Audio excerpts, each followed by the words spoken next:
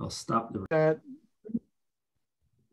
That the Nipmuc folks may have actually had burials there preceding the Euro-American established cemetery, which I believe was in 1727, or maybe even earlier, they think, for a few of the stones. That was the year, at least, that the first wall was built, apparently, and that wall, we understand, was expanded several times. So in order to do our work, though, we also have to comply with various state regulations in this case. And in the state of Connecticut, in the state of Massachusetts, the State Historic Preservation Office, of which every state has one, is known as the Massachusetts Historical Commission. And Massachusetts in particular has very strong permitting regulations. In most other states, the process for starting a survey is very light in terms of the consultation with the state office. In Massachusetts, there are very strict guidelines for the construction of the permits. In fact, there's so much work that quite often the permit is about half the volume of the report. So when we start a project in Massachusetts, by the time we get the permit done, we're halfway done with the report, actually.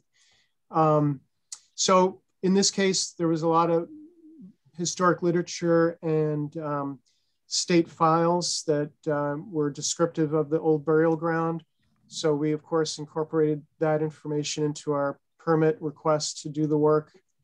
The nature of the work will be to document anything that could be impacted by the park construction, or technically its future use. So in this case, it's highly sensitive because of the past reports of burials, which, by the way, may or may not be within the confines of the currently recognized cemetery boundaries, which we know have already been expanded twice. All right. And then even further, there's good historic documentation of marginalized groups that were maybe frowned upon or didn't have the resources to be buried like everybody else. And in those cases, you can have people that were buried outside the cemetery walls. So you have two scenarios where the bodies could be outside the walls. One is for marginalized people who didn't feel like or didn't actually have access. And then the second reason could be because the building of the wall wasn't accurate to contain everybody who had been buried on site previously. So you have those two factors to contend with. Most projects, you don't know if anything's there to begin with. So a big apartment complex might be developed and nobody has any idea if anything's there. And we do a bunch of systematic shovel tests to see if anything's there and report on our findings. In this case, we have a lot of information on what could be there. And in addition to the reports of burials, the historic maps that we've seen do show a structure to the north of the cemetery and within the project area by 1870. So there's probably some late 19th century structure whose remains are on site in addition to potential burials. Because Massachusetts is so formal about the permitting process, it takes about a month to hear back from them. I think we submitted our permit request 2 weeks ago, so it's going to be another couple of weeks till we hear back. And some percentage of the time they make a modification request and we go through the rigmarole of doing that. And then usually it's not another 30 days till we hear back, it's another couple of weeks. So we're probably looking at a month till we can pull the trigger to start the project. In this case, because of the importance of not disturbing burials where possible, the key and the goal and the methodology is going to be to try to identify them before any are impacted, which may sound impossible because usually we can't find something unless we impact it. So, but in this case, the project area has been cleared vegetation, which may be a detriment because in the process of doing so, root grubbing and things like that may have disturbed subsurface features, which would be unfortunate. But this is an obstacle we just have to work around and do our best. And we're going to use a combination of what we call systematic shovel tests and soil stripping to try to identify any burial features as the highest priority, and then use the soil stripping also to see if there's traces of that late 19th century building which is probably not as important for the overall assessment of cultural resources. So with the systematic tests, what do they look like? They're 1/2 meter in diameter, they're square. We dig them down till hopefully we find glacial, what we call substratum soil, which would predate any human presence on the continent. And that's usually somewhere between 2 and 3 feet deep. We screen the material, we bag any cultural resources, or if we run into a feature context, we excavate that out separately and try to identify what that is. Now, in this case, a feature context could be a burial, and the idea is to not excavate it out if at all possible. So now, using standard systematic tests, and we're going to use these at every 5 meter intervals, you could still get your tests in between burial features and miss them all.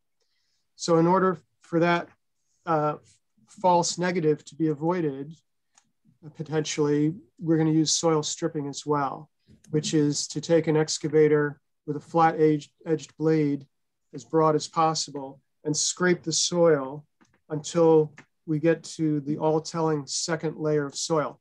Now, in normal soil development in New England, you have a darker, richer topsoil full of organics, and that's what makes it so dark. And then you have this usually a yellowish brown subsoil, more deplete of organics, and tends to be a more yellowish brown soil. In a natural setting where no human modification has occurred, you'll see a profile of a soil exposure. It looks like a layer cake. So you get the dark brown stuff up top, the lighter yellowish brown stuff in the middle, and then maybe a lighter gray, sandier stuff at the bottom. That would be typical. However, if you've had a historic and maybe even prehistoric burial in the spot that you're looking at, that stratigraphy or layer cake gets mushed up and disturbed.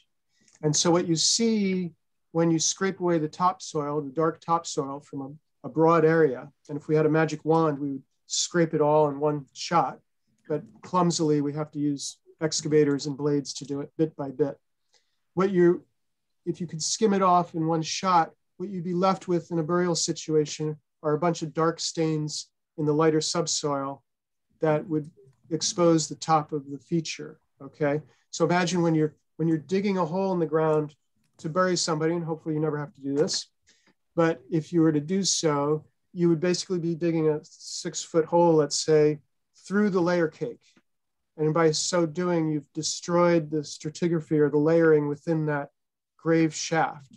And then you place the body in and whatever funerary arrangements you have, and you backfill the soil, which is going to be a mushed up blend of the layers that you've disrupted.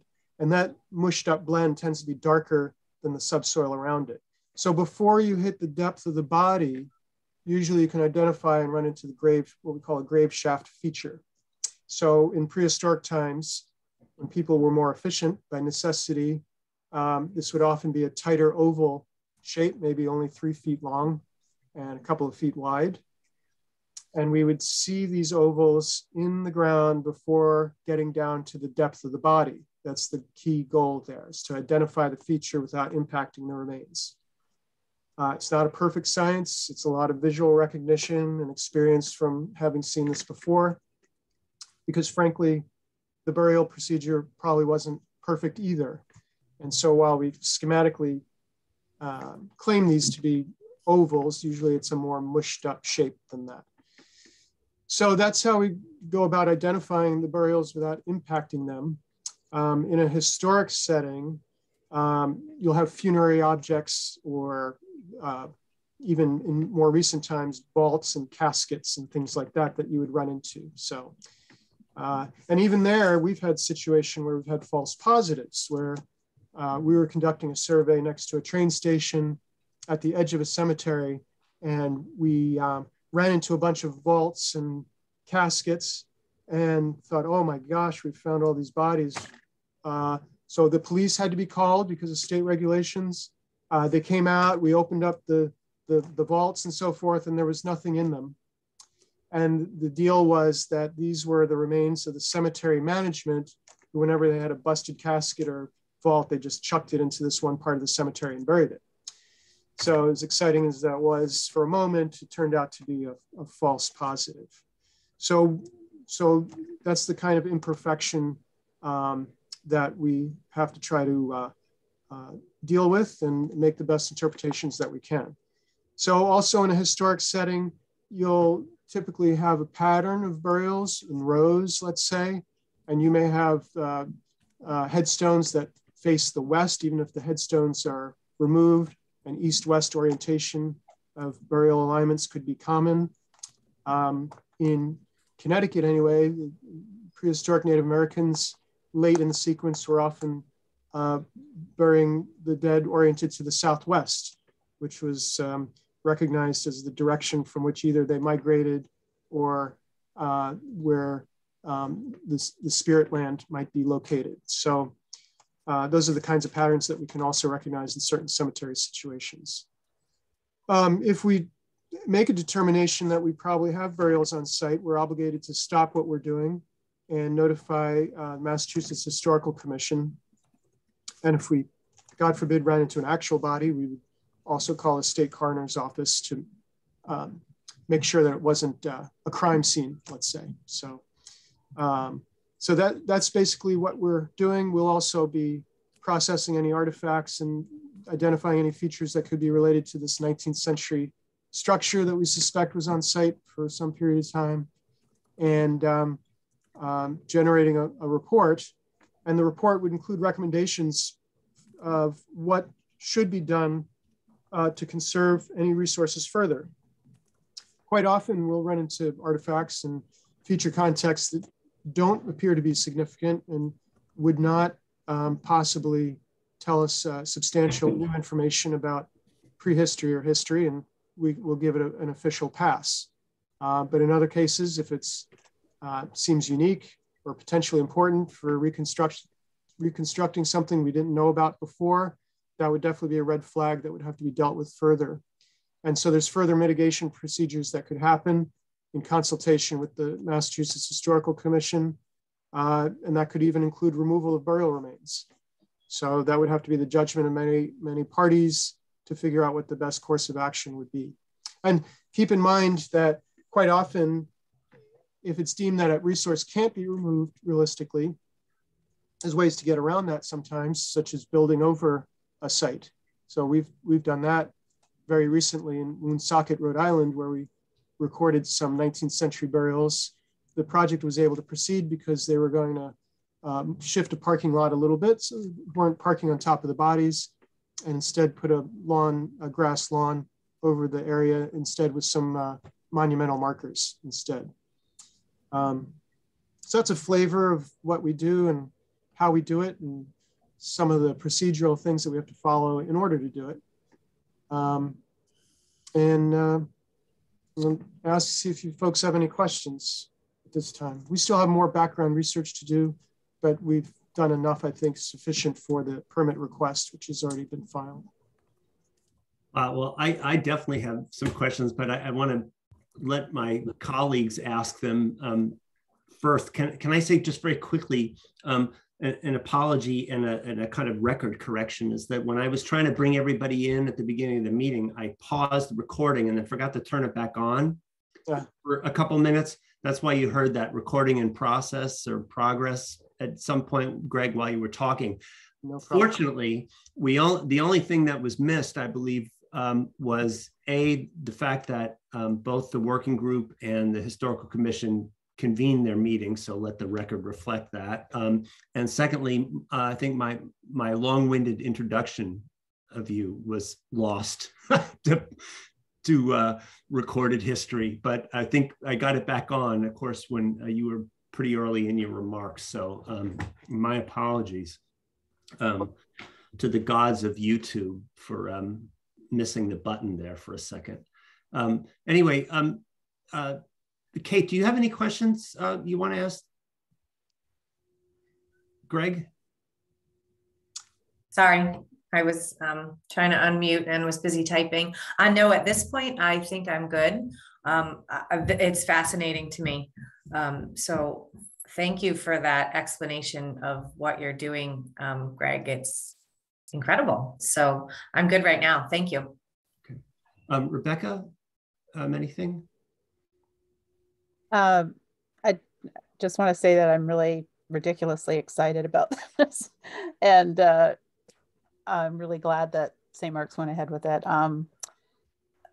Is it possible to observe at any point the work, just for people to come and stay out of your way? And it's public space, and I think as long as people are near the excavations, that's the most important thing. I think if there's a risk of crowds showing up, I think we would get some police caution tape and kind of stake off the area, so that people get terribly curious and want to jump into the pits and dig around on their own. And they say, "Oh, I have my own collection. Can I help?" And so we can't do any of that, of course. We never really have volunteers at all, ever. Not only for insurance reasons, but in a professional setting. That way there's no arguments down the road as to who should have been there or not. So, but no, public space, we do this all the time with people looking on, so not a problem. Greg, what is the size of the team you anticipate on site? Oh, there'll probably just be 2 of us for 2 days. Okay. And I think it would probably be me and Steve Bartkus, who's also with us, who has a keen eye for features. So it'd probably be just the 2 of us. And we have Joe Capobianco, I think is the gentleman's name, who'll be operating the heavy equipment. And we found him through Rob, helped us out. So we're charging that fee as a pass-through expense, so we're not marking up that cost at all. So so we keep this as an affordable project for you all. And so just 2 days of field work. Okay. I hope. Now, if we run into a lot of stuff, we'd have to call for a further phase of work or some other procedure to be done. But we're anticipating, hopefully, that you're clean and we can get it all done in 2 days. Super. Grant, do you have anything?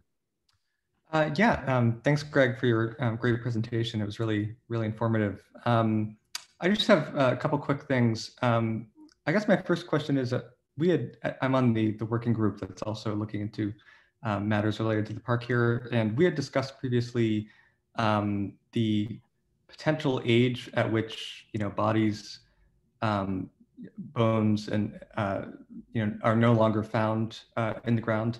And I was just curious if you happen to know in typical New England soil at what point, what age, there would cease to be bones and it would turn into more organic matter. Yeah, unfortunately, you're without special preservation conditions, you're usually talking about somewhere between 500 and 1,000 years for the bone material to be disintegrated into the soil. Now, there's a lot of special conditions that can happen. Bone is more severely corroded in acidic conditions. So if you have a body that was buried with a bunch of shell, the alkalinity of the shell feature can sometimes preserve the bodies longer. So a lot of the burials prehistoric that we find where there's actual bone are limited to what we call the late Woodland period. And that would be a period immediately preceding European arrival on the scene. So something to about 1,000 years ago. We have some early woodland contexts. At the time, people were importing native copper from the northern Midwest, and that can serve to preserve bones in the ground. In fact, sometimes if we see that the copper is only around the neck, for instance, then maybe just the skull and the torso might be preserved and everything else is gone. So that's a good clue, plus the fact that some of the bone turned green. That's a good clue that the copper had a lot to do with the preservation of the part of the body and didn't help the rest of it. And then in the earliest cases, we have late archaic to terminal archaic burials as old as 4,000 years or more, but only because the material was burnt before burial. And in fact, the teeth usually survive really well under those conditions. So we have late archaic and terminal archaic features where all you'll have are the teeth and some special funerary objects. And all these time periods I've been rattling off too have their different, not only styles of interment of the skeletons, but different funerary objects, or maybe none at all. So all that varies through time. And that was the focus of my dissertation, among other things, was what the significance of that is. Great, thank you. And my only other question right now, I just wanted to see if you were aware, on the working group, we had a member who actually just did a site visit and without any digging or any tools or anything, kind of walked the site and was able to find many shards of pottery and other stuff. I just wanted to see if you had seen that, those pictures and information. Not yet. We'd like to, and we'd probably want to talk to the informant to see where they were finding the material, and then we would, backtrack to see if we could figure out if that was related to the structure that we see on the historic maps dating to the late 19th century or not. So I would definitely want to do a field check of that material. Okay, great. Yeah, and by the way, very approachable, very informal guy. So Kevin has my email address. Anytime you folks have anything to share, you should feel free to email me and or send text photos or whatever you want. So I'd be glad to look at anything that you send. Yeah, well, we'll definitely get you the photographs of that material. Please. It was shared at one point on the working group, right, Marguerite? The Dan Blanchard had done that. And yeah, Dan most of it was crockery. Right. But some of it looked like very old brick, but what do I know? Right. Annie, do you have anything you'd like to ask? Excuse me. I don't have any questions per se. I just wanted to say thank you so much for the thorough explanation, Greg. I found all the information to be extremely, extremely fascinating. It's much more knowledge than I had ever had on the process. And I'm, thrilled that it's happening in our town. And to Rebecca's point, I hope I may have an opportunity to, observe some of it and have that, that firsthand observation.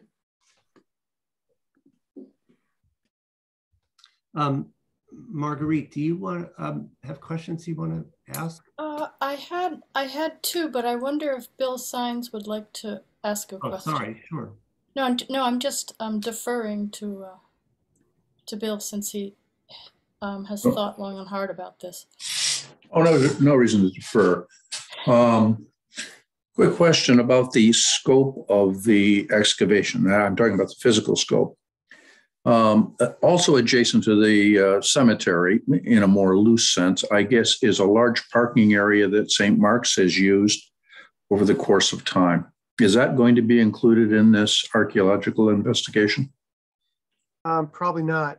We're going to look at the distribution of material across the skimmed, the part of the property that's been skimmed of vegetation first, to see if there's a diminishing progression of materials in that direction. But it's, from what we can tell so far, the further away you get from the cemetery wall, the less sensitive anything's going to be. So really the primary focus is on the potential burials, but we do want to make sure we're covering what that structure could have been. Even though it's late 19th century, there could still be a significance if it had a unique relationship to the rest of the civic structures in the town center. So, technically, a standing structure only has to be 50 years old.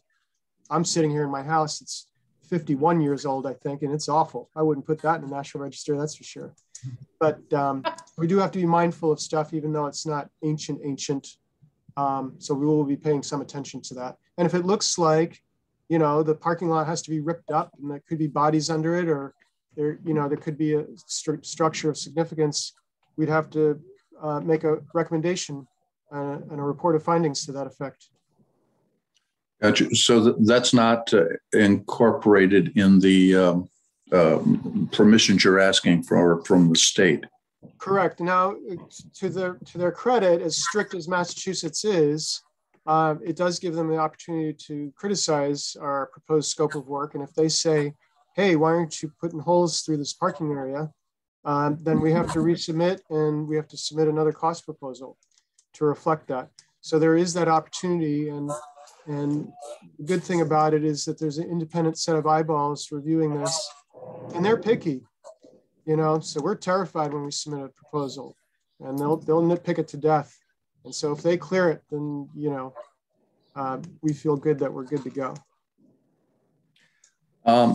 Also, can you do you have any feeling for when the project will be completed, and whether we will know whether we can proceed with the park or whether this becomes some sort of cemetery? So I think let's see, a month from now, late August, I predict September 1 will be our date, give or take a couple of weeks. Okay. Thank you. Probably give a couple of weeks, probably be early to mid-September, realistically. Got you. Thank you.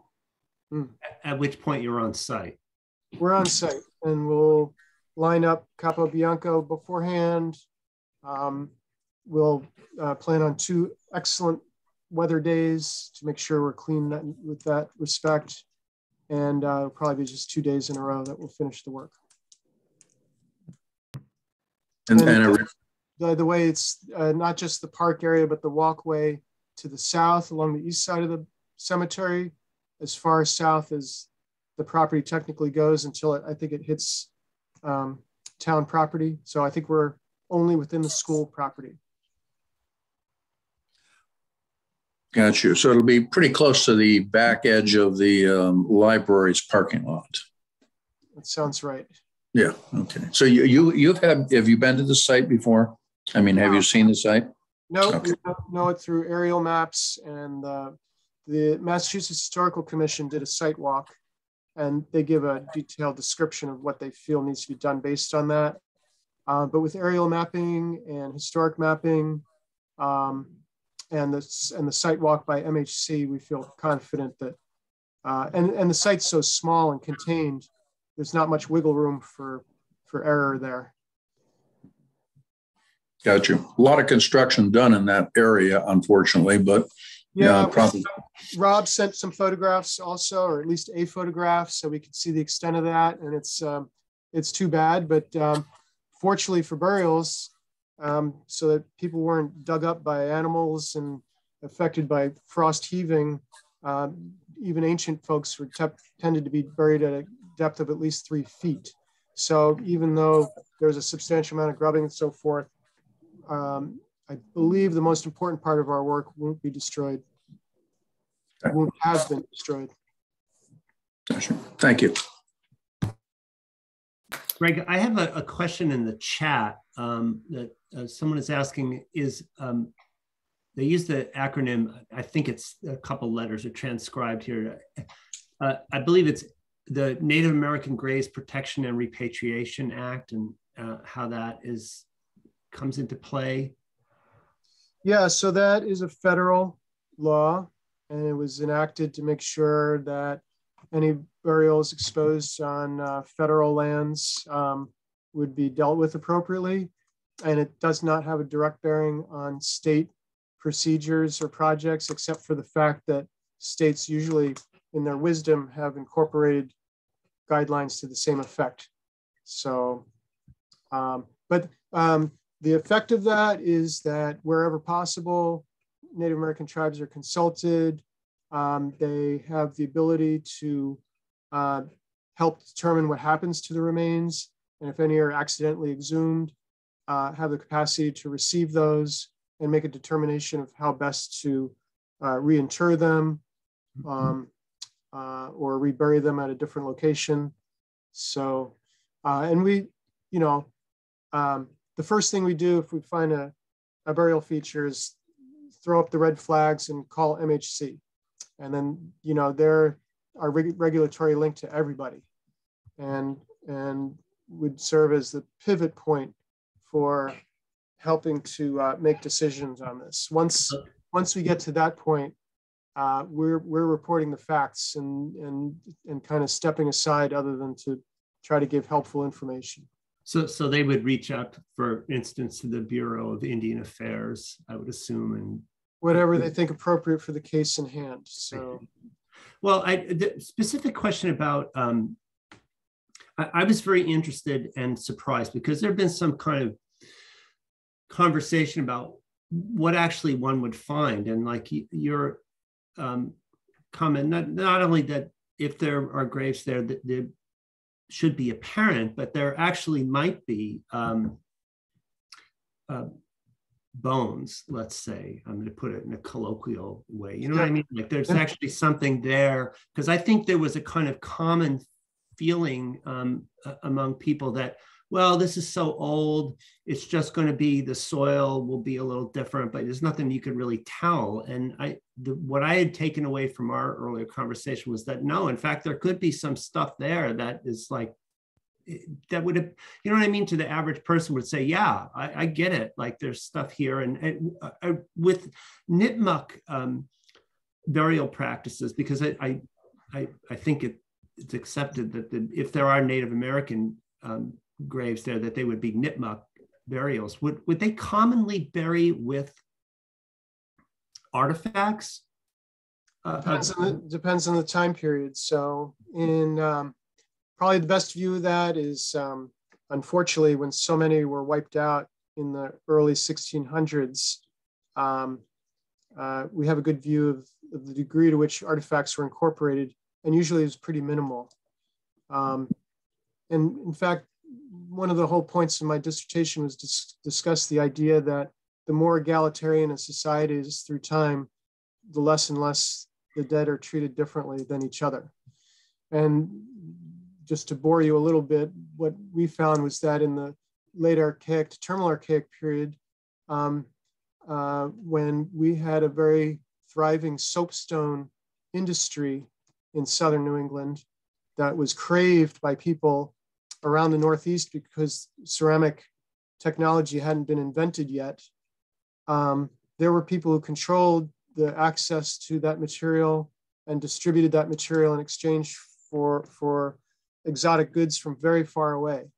And during that time, you see some burials where people are interred with incredible artifacts of fine, exquisite manufacture that were way too impractical for real use.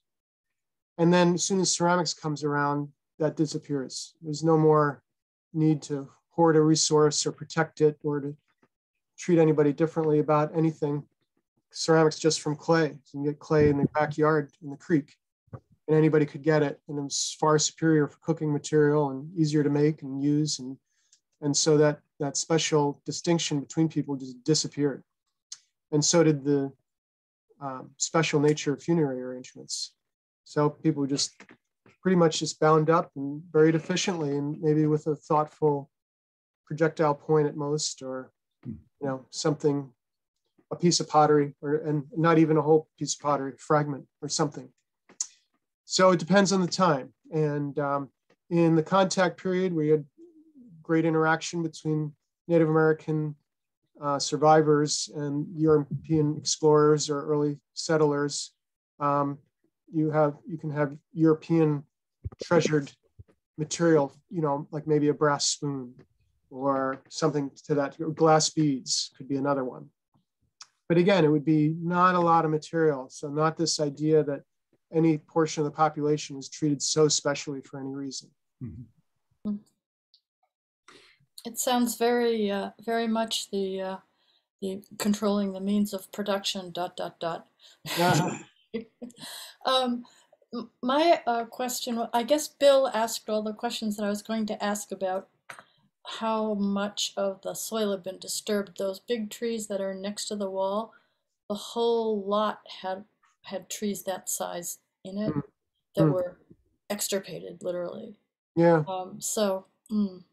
Right. But go ahead, sorry. Well, that may mess with our work. And so we'll have to see when we do our standardized shovel tests, those half-meter squares that we dig down, we'll see how much has been disturbed and how badly. And then that'll guide us when we're stripping the topsoil. That information will guide us on what we expect and how deep we can expect it and so forth. There is area that is not really part of that triangle, which was not bulldozed or tree removed, which is slightly to the north of the library parking lot. That is now lawn and it hasn't been disturbed. That might be a I'm I don't know. familiar. I'm familiar with the treed area to the north of the northern cemetery wall Mhm. that is not been disturbed. Is that the same thing that you're talking about, or no? Well, actually, no. Oh. The library has a gigantic septic system that was built about 20 years ago that is this sort of mound, and that disturbed everything. But to the north of that, I think it's sort of flat, and I'm not sure that that was as disturbed. I'm going to go to, if you'll forgive me, I'm going to go to Google Maps real quick and get an All right. aerial of this so I can talk sensibly with you. So forgive me while you look at the side of my head No worries. on another screen. Okay, so I've got an image of the cemetery. Oh, okay, so the library, right. And then you're wondering in which direction from the library? It is the library parking lot. If you go due north, right to the boundary of that, where that triangle is, Okay. that area has not had trees pulled out of it that I know of. Oh yeah, so that's where the proposed walkway is going to go. Mm-hmm. And then we have 12 tests, as many as 12. That includes our judgmental tests, which I'll explain in a second. That's, I think, 4 and 4. I think we have 4 shovel tests for that one particular area. No, 8 shovel tests for that one particular area. And that will be, that's on the schematics, that's supposed to be a walkway towards the triangle park. Yep, that may turn out to be an important part of the whole equation here, because it appears to be undisturbed, and look forward to reviewing that area for sure. All right. I assume, Greg, you'd also do some shovel testing in that sort of copse of trees that does survive just to the north of the... No, we're going to avoid that. And the reason we avoid that is because it's, again, this is, instead of an academic approach, this is a development approach. And we're charged with only looking at what's going to be disturbed. So if that area is, as far as we can tell, now in our recommendations for our final report, we'll say, usually we're supposed to say, if site plans change to include impact to this area that we left untested, more investigation may need to be done. Right. No, I think that's an important point too, because that's useful for the working group. That, in other words, we're not going to look there with the understanding that you're not going to mess with those trees. Right. Yeah. Right. And we do predict, you know, the site form at the state for this burial ground indicates the northeast section of the cemetery is the most likely place to contain these Nipmuc burials within or beyond the cemetery walls. And if you look at a distribution of the graves stones in the burial ground, that northeast section's the least populous, has no stones basically in the very northeast part. So it might be, may or may not be an area that folks knew to stay away from to bury your American folks. Well, you know, that one, Rebecca had posted this in the chat. I'll just read it off. That she'd asked if you had seen the records of the prior ground penetrating radar survey that had been done at some point, and there had been, you know, I believe that this is what it established, that there are, you know, not only unmarked graves within the walls of the old burial ground, but some unmarked graves to the south and to the west. I've seen reference to that, but since we're not doing those areas, that's not directly relevant to us, although important to know by precedent that burials beyond the recognized cemetery walls do exist. Right. And the other part of it was that there were there were a lot more stones in that cemetery, but the hurricane in 1930 something, right, whipped a whole bunch of them down. And maybe that's why the northeast area is clear. So so that theory of mine may have nothing to do with anything, could be completely wrong.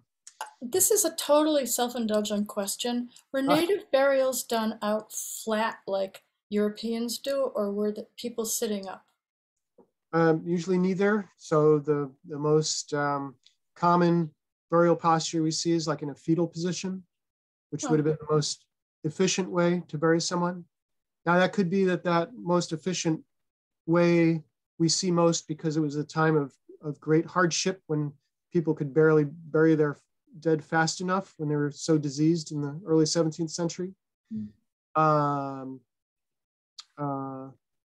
I have a feeling it relates to basically hunting gathering practice of being as most efficient as possible. I've seen, I had a Native American burial excavation in Oklahoma a long time ago where it looked like a fetal position at first, but then when we started figuring out the orientation of the bones, they were all mixed up. So you had, the elbow not connected to the right part of the upper arm. And it became clear that it was a secondary interment where they let the critters of the universe have their way with the body first, and then buried the bones after the fact, after they were emascerated, and didn't orient them the same way as God intended. So those orientations, have a lot of meaning, and usually you don't see people laid out like that until historic times. And you'd expect to see a fetal position here? Yes, certainly through the contact period. And then after that, there could be a more, what we call, in today's terms, traditional laying out of the body. But certainly for Native American folks, and you got to think, if some people are burying bodies outside of an established wall, they're probably not being extremely ceremonious about it, or taking the extra time and effort to create something that's not completely efficient. So for all those reasons, yes, we would expect a flexed fetal type position. Well, thank you. Greg, do you have just another minute or two to see if anybody in our attendees have a question? Yeah, I don't think the All-Star game has started yet, so yeah. Okay. If anybody in the attendees has a question, feel free, raise your hand and we'll bring you over. Maybe not. I think we're doing such a good job covering the issues here. I think everyone seems to be satisfied. So did I see a hand go up? No. Okay. Yeah, Greg. So I appreciate it so much. Does anybody have any last question you want to get in quick before we let Greg go off? And is it the All-Star game tonight? I think so. I was half kidding. Okay. I have no idea. Well, great. All right. Well, thank you. And my apologies again for forgetting to turn on the recording right at the very beginning. I feel really terrible about it, but I think people will get enough from your comments, which I think were really, really helpful in sort of laying out what I think this part of the interest in this is the timeline. And so it sounds more encouraging that you feel like you'll be able to have some sort of indication, possibly, it's all depending what the state does, right? Possibly by mid-September. Yeah, I hope to be done with field work by mid-September. Yeah. Good. Unless, of course, the wild card in this is, I think everybody understands, is that if you start finding things that suggest an expanding field of investigation, you have to pursue it because the Commonwealth is going to require it. But we'll hope for, a quick and definitive answer. But this has been really, really helpful to us, especially in terms of what the possibilities are. I think it's going to help on all sides. So again, thanks so much, Greg. And we'll say goodnight to you, I suppose. All right, folks. Nice to see you all. Thank you. All right. See you another time. Marguerite, would you like to adjourn the working group? Yes, first I'd like to thank you and the historical for allowing us to be part of this, and it really was more fun than I even thought it was going to be. It's really, now I'm totally psyched. Could I have, it is now 7:53. Could I have a motion to adjourn in a second? I make the motion to adjourn the meeting of the St. Mark's Street Park Working Group. All right, that's great. And could I have a second? Second. Oh, thank you, Bill. All right, then we are now officially adjourned. Thank you. Do we have to vote that? Oh, do we? I Oh, all right. don't want to stand on ceremony, but You're so good at this. Okay, all in favor. Landry, aye. Mr. Farrington, Aye. Mr. Sines. Aye. All right, now Mr. And- Miller. aye. Who have I left out? I think that's it. I think we're it. Okay, thank you, everybody. Have a good night. All right. Good night. Marguerite. Good night, Marguerite. Night. Okay, so and the Historical Commission rolls on, and thank you, Marnie Houlihan, for hanging around, because I believe you're, yes. Next up, I'm promoting you, Marnie. And I hope that was some interesting to you, or half as interesting as it was to us. So then it would have made the 52 minutes cooling your heels worthwhile. But thank you for coming aboard. Thank you for having me. So interesting. I'm actually interested in the 2-day site too. Like if I could keep my distance. It's fascinating stuff. Yeah, I was. And thank you for like, pursuing it. I'm going to sell, bottled water and lemonade. Maybe Annie, maybe Dottie could have a little lemonade stand down at the. I'll be out of town on the 18th of September, and I'm just hoping that I don't miss it. Before then or something, yeah.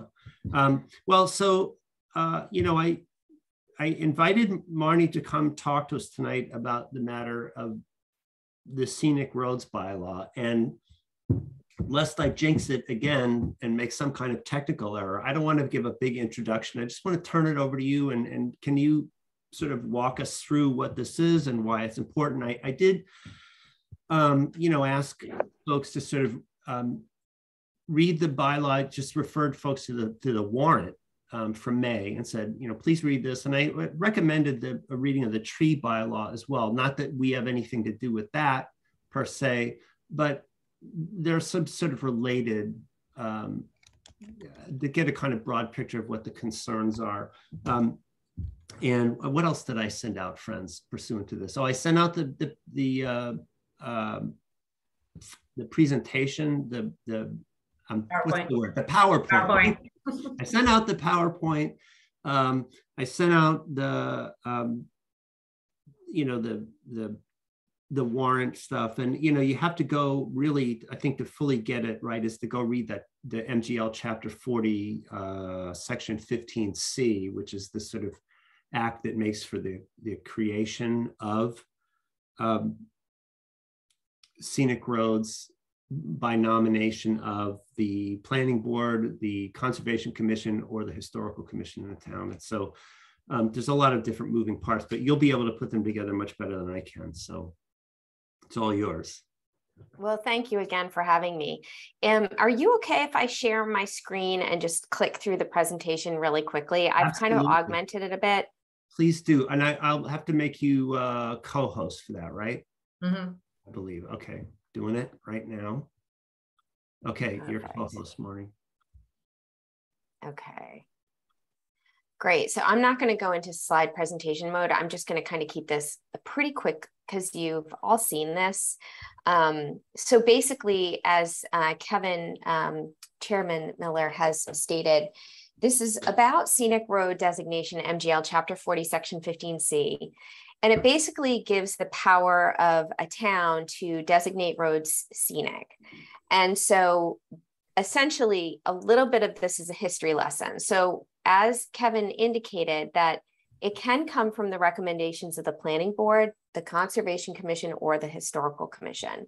And just as we continue our history lesson, back, we've had 3 town meetings where the conservation commission has brought these forward. In 1975, the town designated 10 roads, and this is basically any road that is not a numbered or a highway can be designated a scenic road. And so in 1975, there were 10 roads designated. It feels like a Friday night versus Tuesday night, so I apologize. 1976, the Conservation Commission also brought this forward to the town meeting, and they designated 8 additional roads. And then there was 2 years went by, and there was 97 new roads that were designated scenic. And so this was kind of a comprehensive plan Conservation Commission put forward to say, you know, basically, let's make every road in Southborough scenic. Let's preserve Southborough for what it is and make every road scenic except for numbered end highways. So in 2022, the planning board, with the intention of keeping that precedent that Conservation Commission put forward in 1978, we have 68 new roads in town that are not numbered or highways. And we thought might as well just kind of create that designation of scenic road. So Don Miller, prior to his departure after 41 years serving on the planning board, which is amazing, handed this over to me to carry through for our town meeting in October. And so the thought was instead of having planning board do this alone, just to see if the Historic Commission and Conservation Commission would be willing to co-sponsor the scenic road bylaw. So that's really kind of the intent and the objective of why I'm here. So that's one of the discussion points. So kind of guidelines. So the Scenic Road Acts actually do not designate or define what a scenic road is. And interestingly enough, neither did Southborough. So scenic road is really just not designated anything. So we have no guidelines for what it means. So when we, as I indicated in 1978, when all those roads, 97 roads were brought in, there was 97 plus the 10 plus the 8, then every single road in Southborough was scenic. So now we're at this point in 2022, there's been a huge lapse of time and we have 68 roads to designate. So the background for why is, I think you guys are all understanding this issue, is helping protect our trees in town and stone walls, which are in the public right of way. So these are not private stone walls or private trees. These are really just public shade trees, which actually already are protected under Mass General Law. This scenic road designation adds a second layer of protection and for public shade trees in the public right of way and for stone walls. And I just need to state this very clearly. It does not protect trees or stone walls that are solely on private property. And I think there was a little bit, we need some clarity on that at the town meeting to be able to explain what the public right of way is. So we have two MGL laws that protect trees. As I mentioned, the public shade tree law, which is MGL Chapter 87, Section 3, and that trees are protected under a designation through a tree warden, which for our town right now is the select board, and they've delegated that to Chris Leroy. And when there are trees on public shade trees on non-scenic roads, tree hearing has to be accommodated by the tree warden to do a hearing and suggest why it's being taken down. When it's a scenic road, then if it's a scenic road, now the planning board and the tree warden have to have a joint session to be able to actually, deliberate whether the tree should be taken down, and stone walls. So that's where we talk about that double layer of protection. And the planning board has all agreed that we're willing to have more meetings to be able to accommodate all the streets in town that are designated scenic. So what we have now is we have this mass protection under MGL Chapter 87, and that protects all 183 public shade trees in the public right of way on all public ways. Protection under MGL Chapter 40, Section 15C, the scenic roads, only protects the additional protection of the 115 for trees and for stone walls. And so there's the discrepancy between 183 and 115. And so that's where the 68 roads come in. So these are the 68 town public ways that the planning board would like to include in the designation of scenic roads. So I'll let you look at this for a second, and then I'll just go to our discussion questions.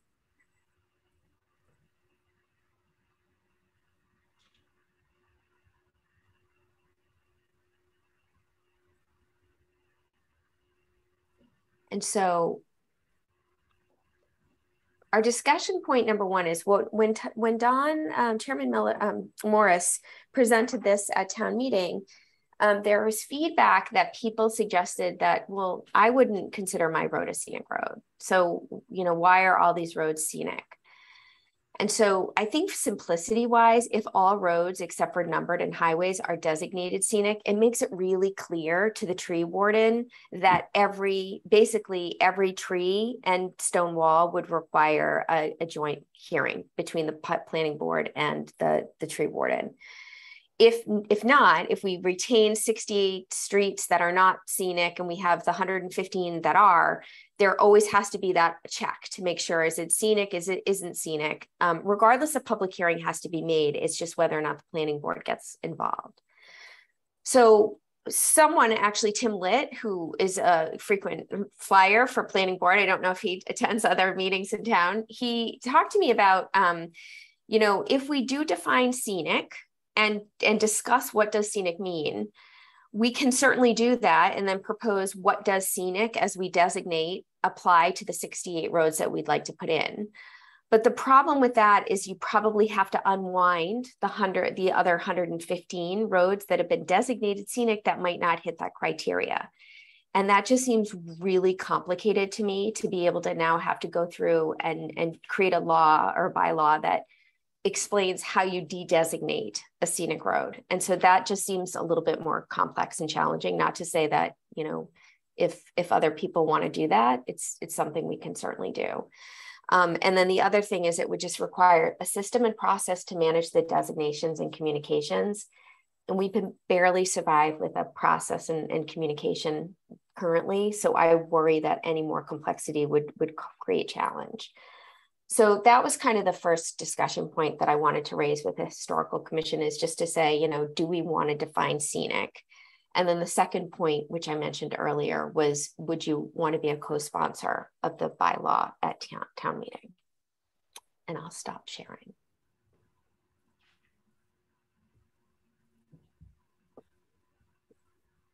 Wow. You guys what do you want to ask? Comments, questions? Should I go into teacher mode? You see, when I get like kind of nothing, then I want to start like calling, on people. And I actually don't do that in my regular job. So it's like, Marnie, can I sort of start off with a couple questions, sort of ice breaking here? As I understand it, right, the current proposal, which, at the Springtown meeting, it was numbered, Article 29, right?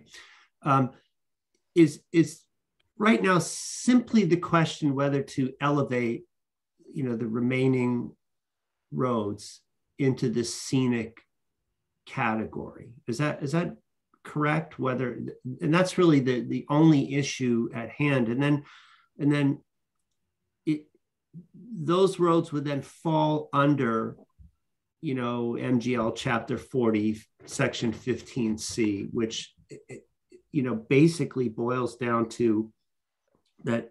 I mean, I can read it in about 30 seconds. That after a road has been designated as skipping the preamble, after a scenic road or a road has been designated as a scenic road, any repair, maintenance, reconstruction, or paving work done with respect thereto shall not involve or include the cutting or removal of trees or the tearing down or destruction of stone walls or portions thereof, except with the prior written consent of the planning board, or if, and then it falls to the select board if there's no planning board or city council and so on, after public hearing and so on and so forth. But essentially, the immediate application of a scenic road designation is to prevent, without hearing, right, the removal of trees and the destruction of stone walls. And that's essentially the limit of it, as I understand it.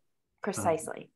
And where it gets into sort of larger, I followed, for instance, some of the select board calls where there was some opposition to this based on, I live on a street that I don't consider a scenic road kind of thing. And to be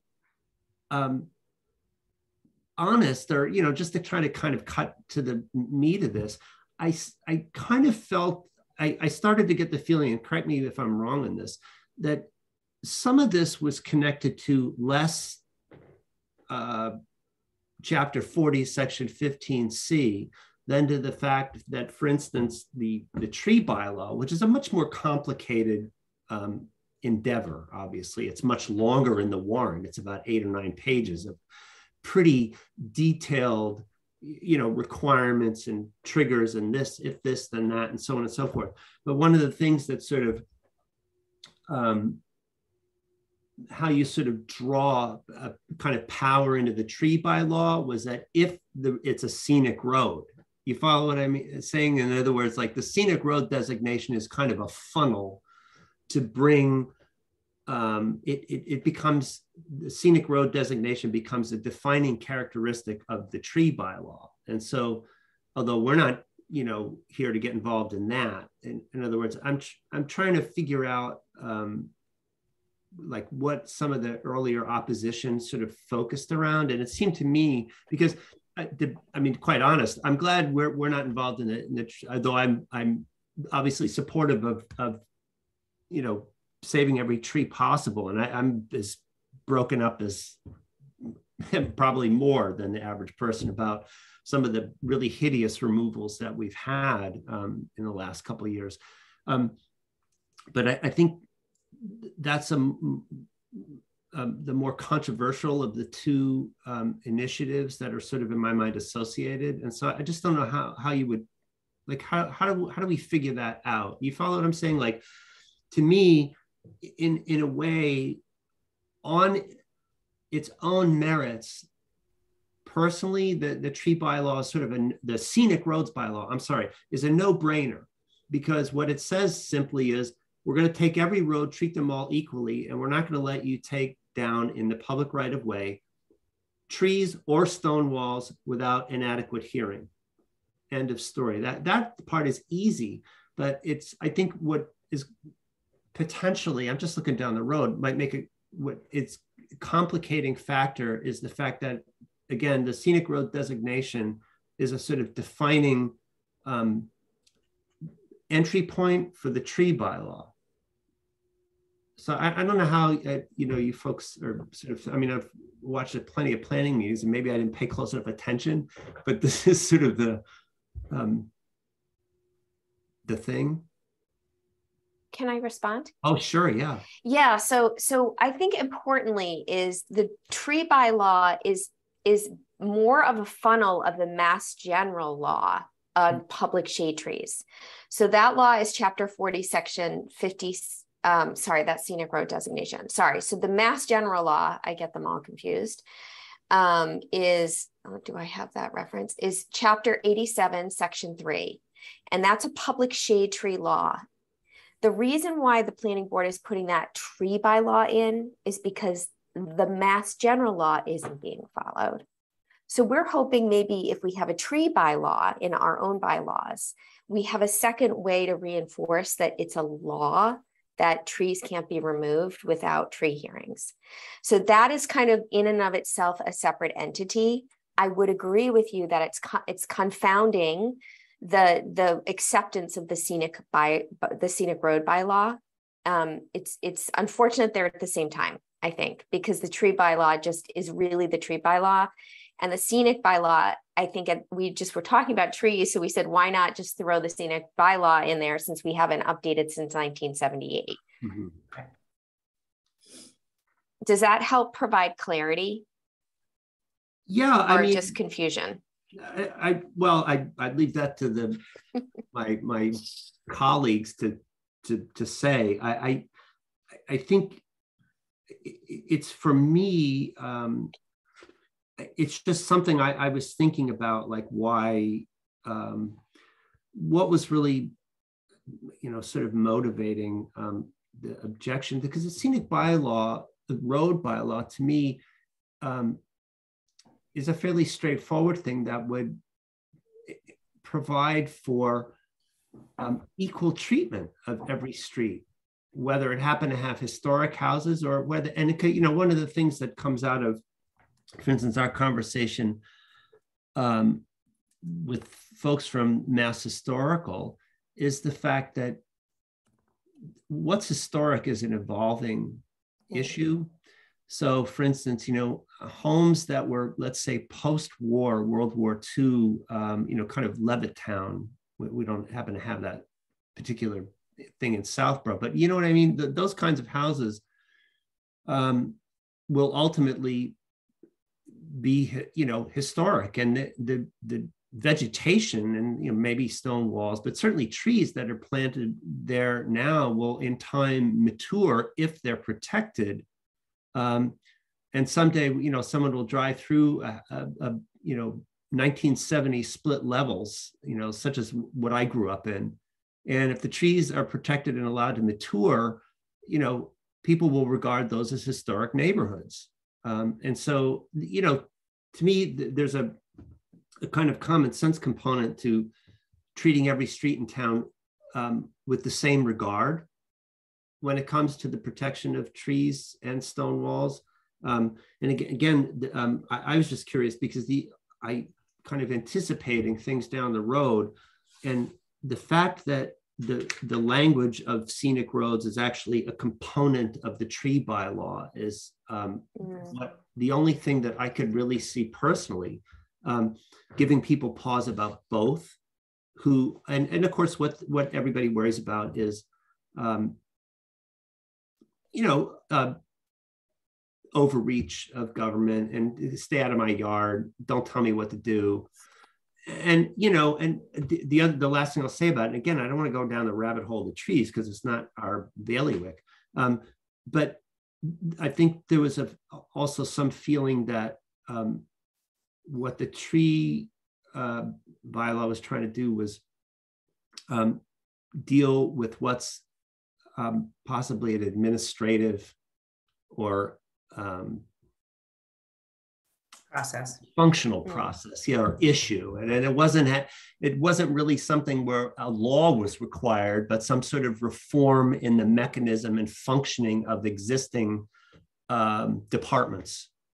And that's not to cast any, that's just, it is what it is. That was the general feeling that things aren't working the way they ought to be. So, and then, so therefore rises the question, why not just fix the functioning rather than pass another law that is long and difficult for people to process?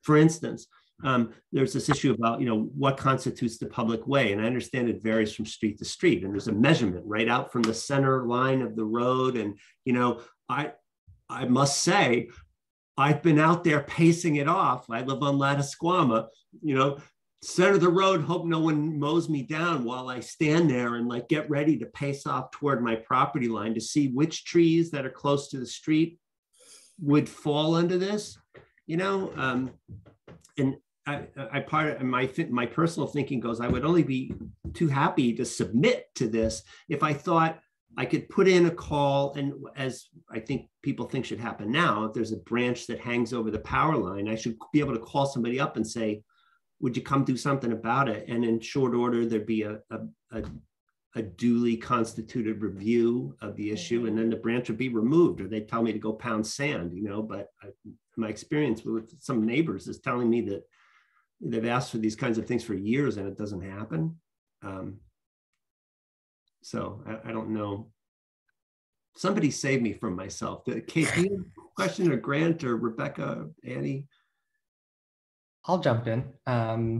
Thanks, Marnie, for your presentation. It was really helpful, and I've followed all, or at least most, of the planning board meetings on this topic. I think, well, I'm in support. First, I'll start off with that. I'm in support of the article, and I would be in favor of historical co-sponsoring it.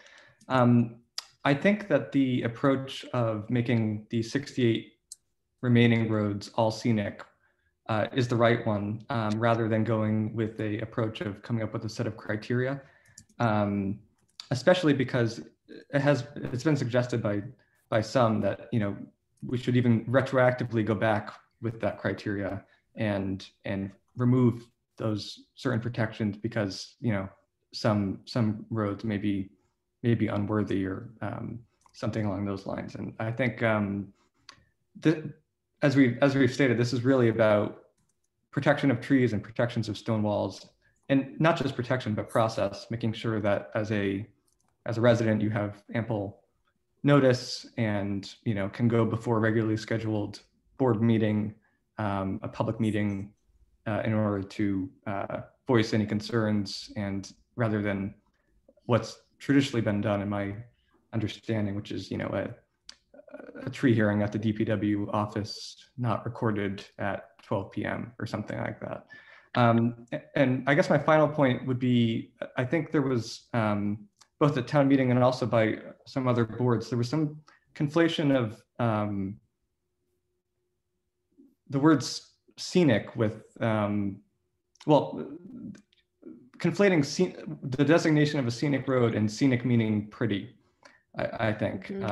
A lot of people, as Kevin kind of alluded to, were saying, well, my road isn't scenic, you know, because whatever reason, the trees are less than 20 years old, or, you know, whatever.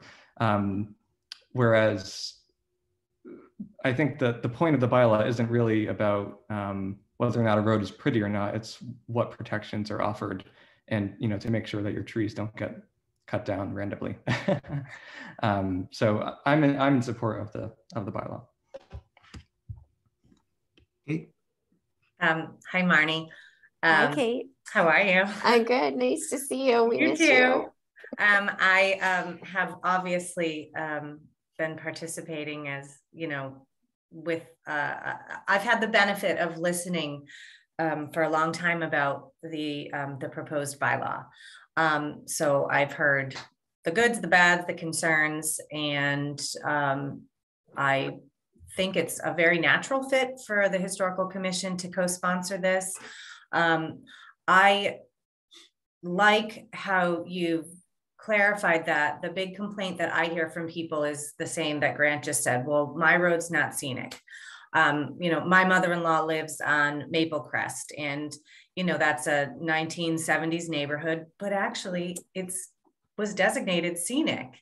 And then if you look at the current list, there are actually quite a lot of, you know, the typical beautiful roads. So I agree with what Kevin said as well, that it's about a process. It's about consistency, and this it just makes it a consistent process. And I think it is really crazy to think about going back and changing the designation for other roads. And if you look at the number of roads that have already been designated scenic versus how many moving forward, being just another 68, I think that's a non-issue. And again, it doesn't pertain to private trees, it pertains to public trees anyway. So, and I've thought about that process of determining, you know, I think I've heard that feedback from people that, oh, this is going to create a lengthier process. I actually think creating guidelines is going to potentially create an even lengthier process, where as if it's just known that there are going to be tree hearings, and you guys have already held quite a few of them. And I think it just makes a whole lot of sense, and I'm in support of co-sponsoring it. So thanks, Marnie. Thank you. Annie, do you have anything you want to ask? Sure. So I mentioned this on our last call, but I'm actually not in favor of co-sponsoring this from the Historical Commission. I'm obviously in the minority, so my vote might not mean very much. But how do I say this? I very much support the essence of, what we're trying to do: protect the trees, protect the stone walls. That is, no question, I want to protect those things. I think the mechanism by which we are trying to accomplish that is not right. So I, in contrast to what, Kate and Grant have said, I don't think every road should be considered scenic. A lot of our surrounding towns, do have, a list of guidelines of what qualifies, a road as scenic. And I thought it was kind of interesting that Marnie's presentation tonight actually took out the bullet point that mentioned that in her original presentation that Kevin circulated. A lot of surrounding towns, our peer towns, they do have criteria. And I think it was probably a miss at some point in Southborough's history for us to not have that. So I would even be, in favor of, going back to those, the 70 or some roads that were designated as scenic in the 70s, and reevaluating those. Again, is that realistic? Probably not. It's very complex. I agree with that. But I personally think that we've had it wrong for a while. And so I don't agree with, going in the same direction just because the precedence is there. I also just want to share a little anecdote. So I have a good friend who lives on a scenic road, currently designated, who has a dead tree in her public right of way and has been waiting for over a year for it to be taken down. The tree warden has had the on-site evaluation, says that it's dead, and they have not had a hearing. And she keeps getting, the runaround from different officials, from, Board of Selectmen, DPW, and that's a safety issue. And I feel like adding more steps to the process for every single road in town is going to create that many more problems for our citizens.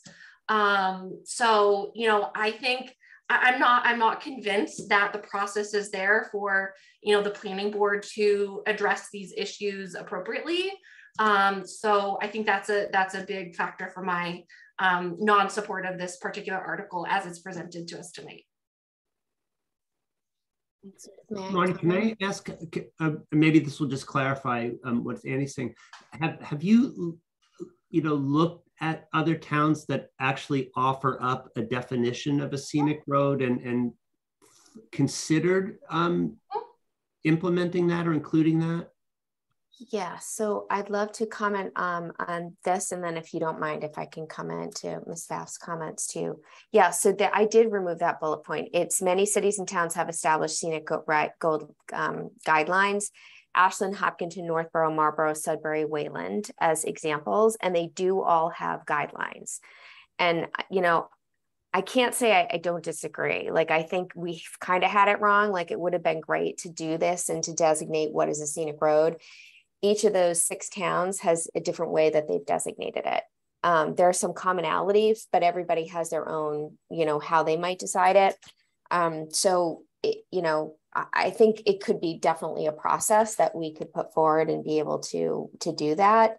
But yeah, so those towns do have designations, and that's something I can pull up and just provide that backdrop so you can see what those are, how they designate a scenic road, if that would be helpful for the, as you guys, if you do go into deliberations or have the conversation.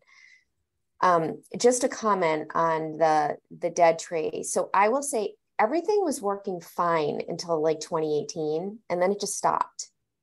Like I don't know what happened, but I know I personally had, I live on Clifford, and we had a tree hearing, and I had to pay for the tree hearing because I wanted to remove the trees in the public right away. And everything went forward as it should.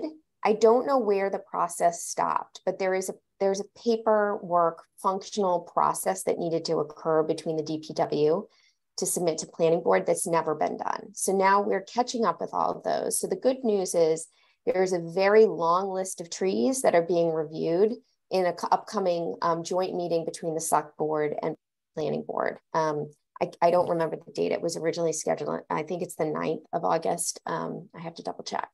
So hopefully your friend's tree will be removed, but I do not disagree. I think a dead tree is a liability for our town, and the process should not take down things that are going to be damaging to people. So I appreciate your anecdote, and I agree.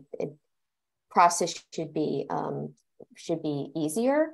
And I guess the challenge with, I don't know if you all were aware, but the tree warden who's currently in place had actually resigned because of, the understanding that there are so many scenic roads in town.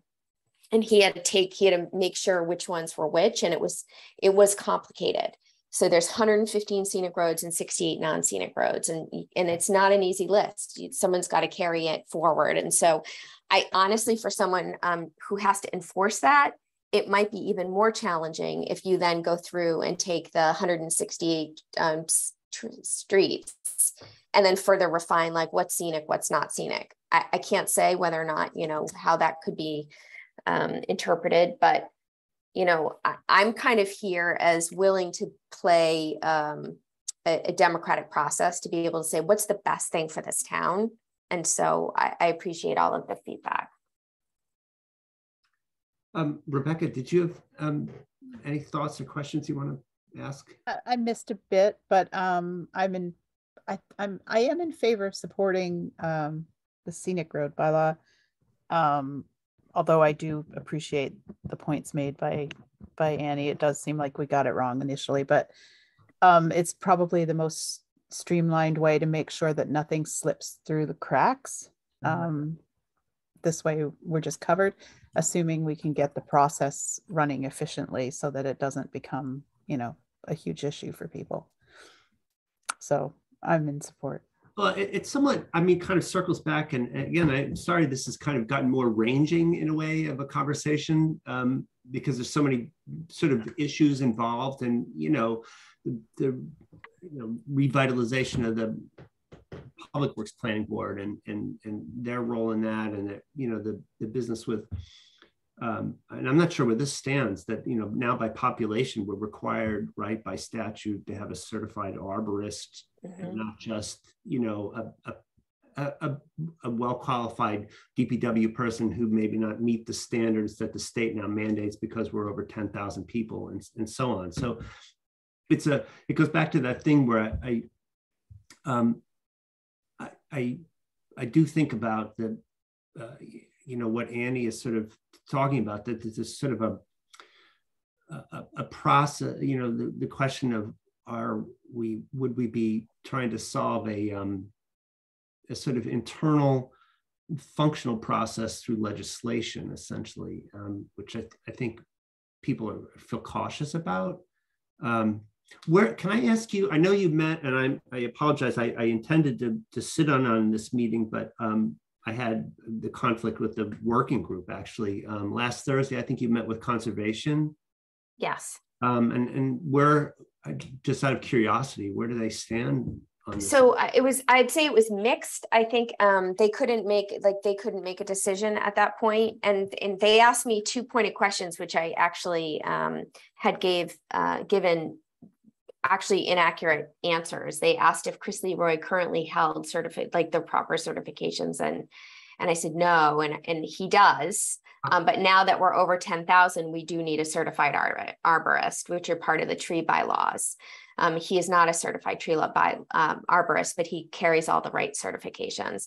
And then the other thing was that I had made the statement that all the dead trees are able to be removed without a hearing, but that's not accurate. If it's an emergency situation, whether it's live or dead, it can be removed, but it still, those emergency situations can be removed, but anything else, even if it's dead, does require a hearing. But the Conservation Commission, I think generally it was well received. I think there was Russell, one of the people, he was kind of not for it, but I think the other people were generally leaning towards it, but they weren't really willing to have a decision.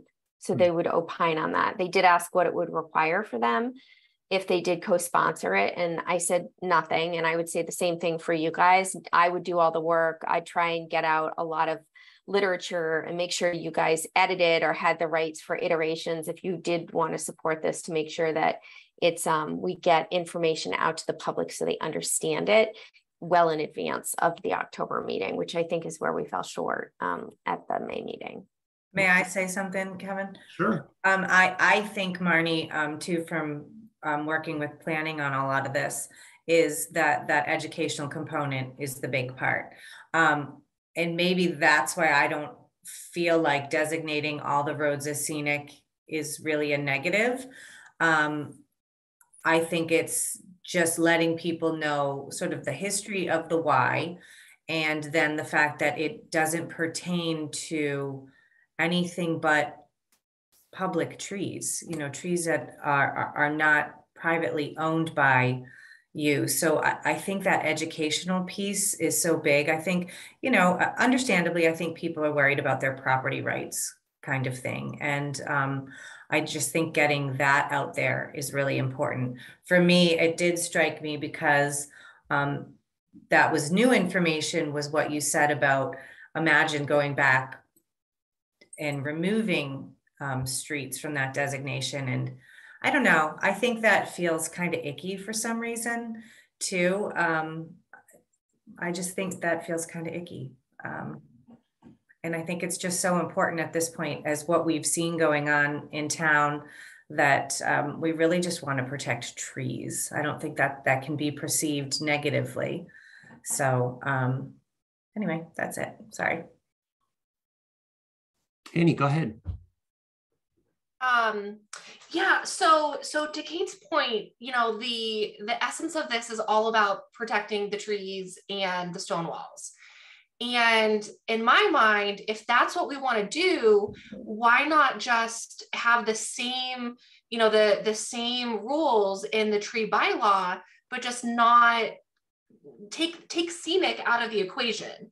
Like, have the same rules for trees and stone walls on every street in town, but just not, as I said, take scenic out of the equation. Just like, in my mind, like, I really feel like that should be for something special or something truly historic. Like, I'm not familiar with every single street that, is on the list in front of us, but are there any historic stone walls on any of those streets?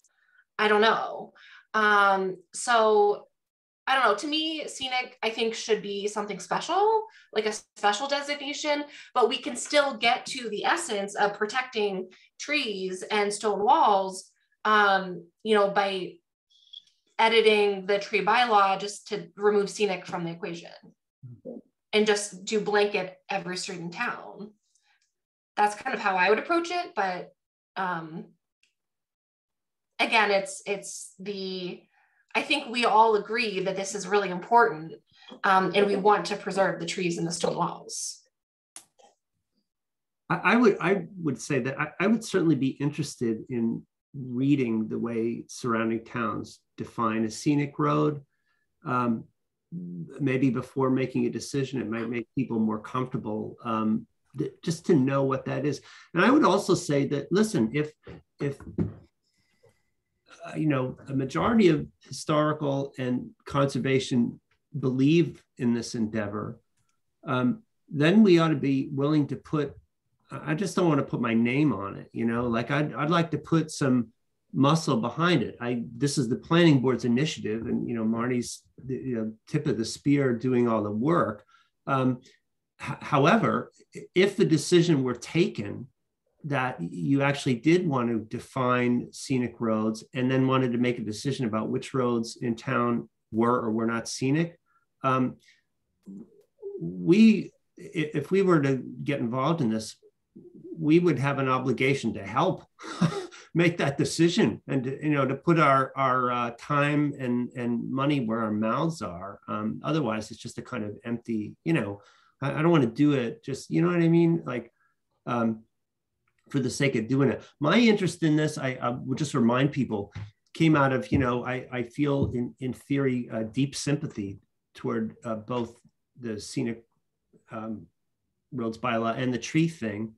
And it was just kind of sitting there at town meeting, enjoying my heroes on the planning board do their presentation and watching the slides go by. And like I said, when they get to the part that says, well, I don't know where I was on these meetings, I was sitting there and I guess I nodded off or something, but it says, the three groups that can, nominate scenic roads: conservation, planning, historical. And I'm like, well, gee, shouldn't I bring this to the historical commission and see if they want to, take a role if it's going to be a thing. And so that's sort of just where we're at. But I have two thoughts that might move this along. One is just through sheer procedural issues, Jim Bloschke is not able to sort of take a vote or be on the call. He's in the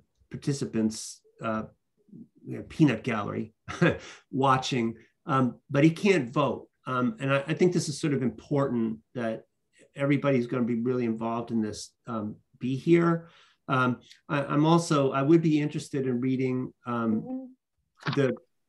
the neighboring towns' definitions of scenic, and just having a little bit further thought about this before I'd call for a vote.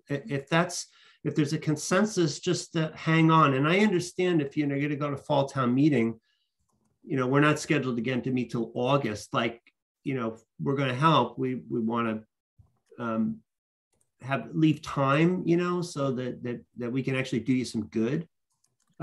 But if that's okay, Marnie, if that's not to really inconvenience you, I think it would be worthwhile to just not push it to a vote right now, in the spirit of, again, having a full complement of commission members here able to vote. And then just the time to consider this issue of definitions and whether, and I know that's opening up a huge can of worms for you. Like, it makes it a lot harder.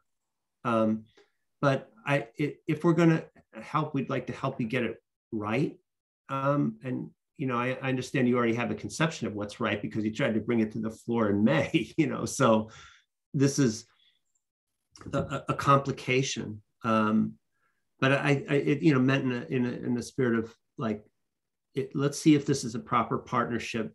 And if there's a feeling that we can help you, we'll step aside rather than kind of obstruct. So if you can be patient on that, I think is that amenable to everybody? I just think a nod would do it if it's okay.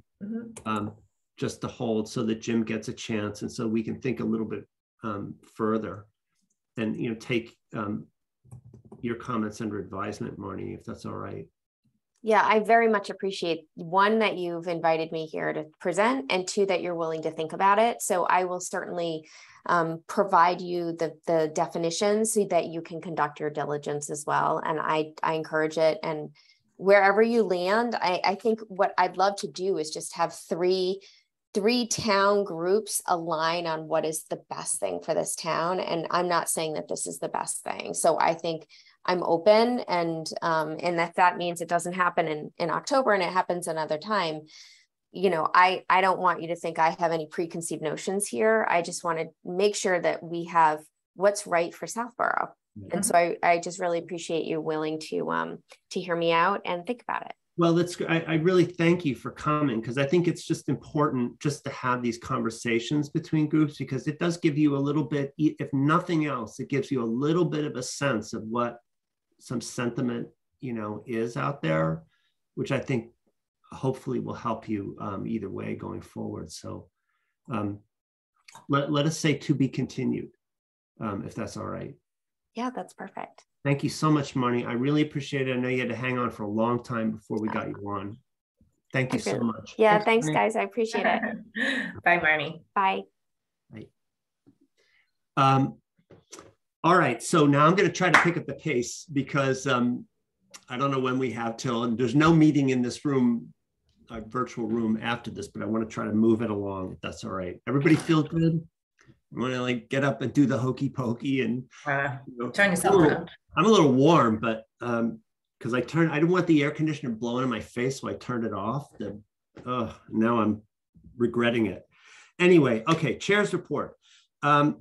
Some great news to report. I am thrilled to say that we got the ARPA money. And everybody should, if we could all stand and give Annie Pfaff a round of applause, because Annie did a big part of the heavy lifting on this, in terms of she did all the acquisition of bids, which in my mind was the major thing that had to get done here. This has been a long road, right? Annie came up with this you know, the initial bid, we went through the ARPA. I attended a lot of their meetings, spoke several times. I wasn't asked there, but, you know, when the opportunity presented itself, I tried to make my pitch. You know, the ARPA committee, which was so well run by Andrea Hamilton, and very comprehensive. They were very serious-minded about their work, and I appreciate everything they did. Of course, they reported it out favorably. It went to the select board. They seemed very interested and supportive, and I was very grateful for that. And you know, they forwarded it along to capital planning because they have to vet it, right? And you know, Annie at that point, I think, Annie, correct me when I get anything wrong here, sort of had to go back and we wanted to double check our bids and make sure everything was lined up. And we discovered to our horror that our local vendor had jacked the prices by like 30%. So that sent us into this sort of tizzy where Annie went back, and I was talking to, you know, Jason Malinowski on capital planning was a real pro in this whole thing, and an immense amount of help. Really nice, really supportive, and really responsive. And I said to him, Jason, I'm new to this business of buying stuff, you know, for the town or trying to get bids. I have no experience in this. Help me.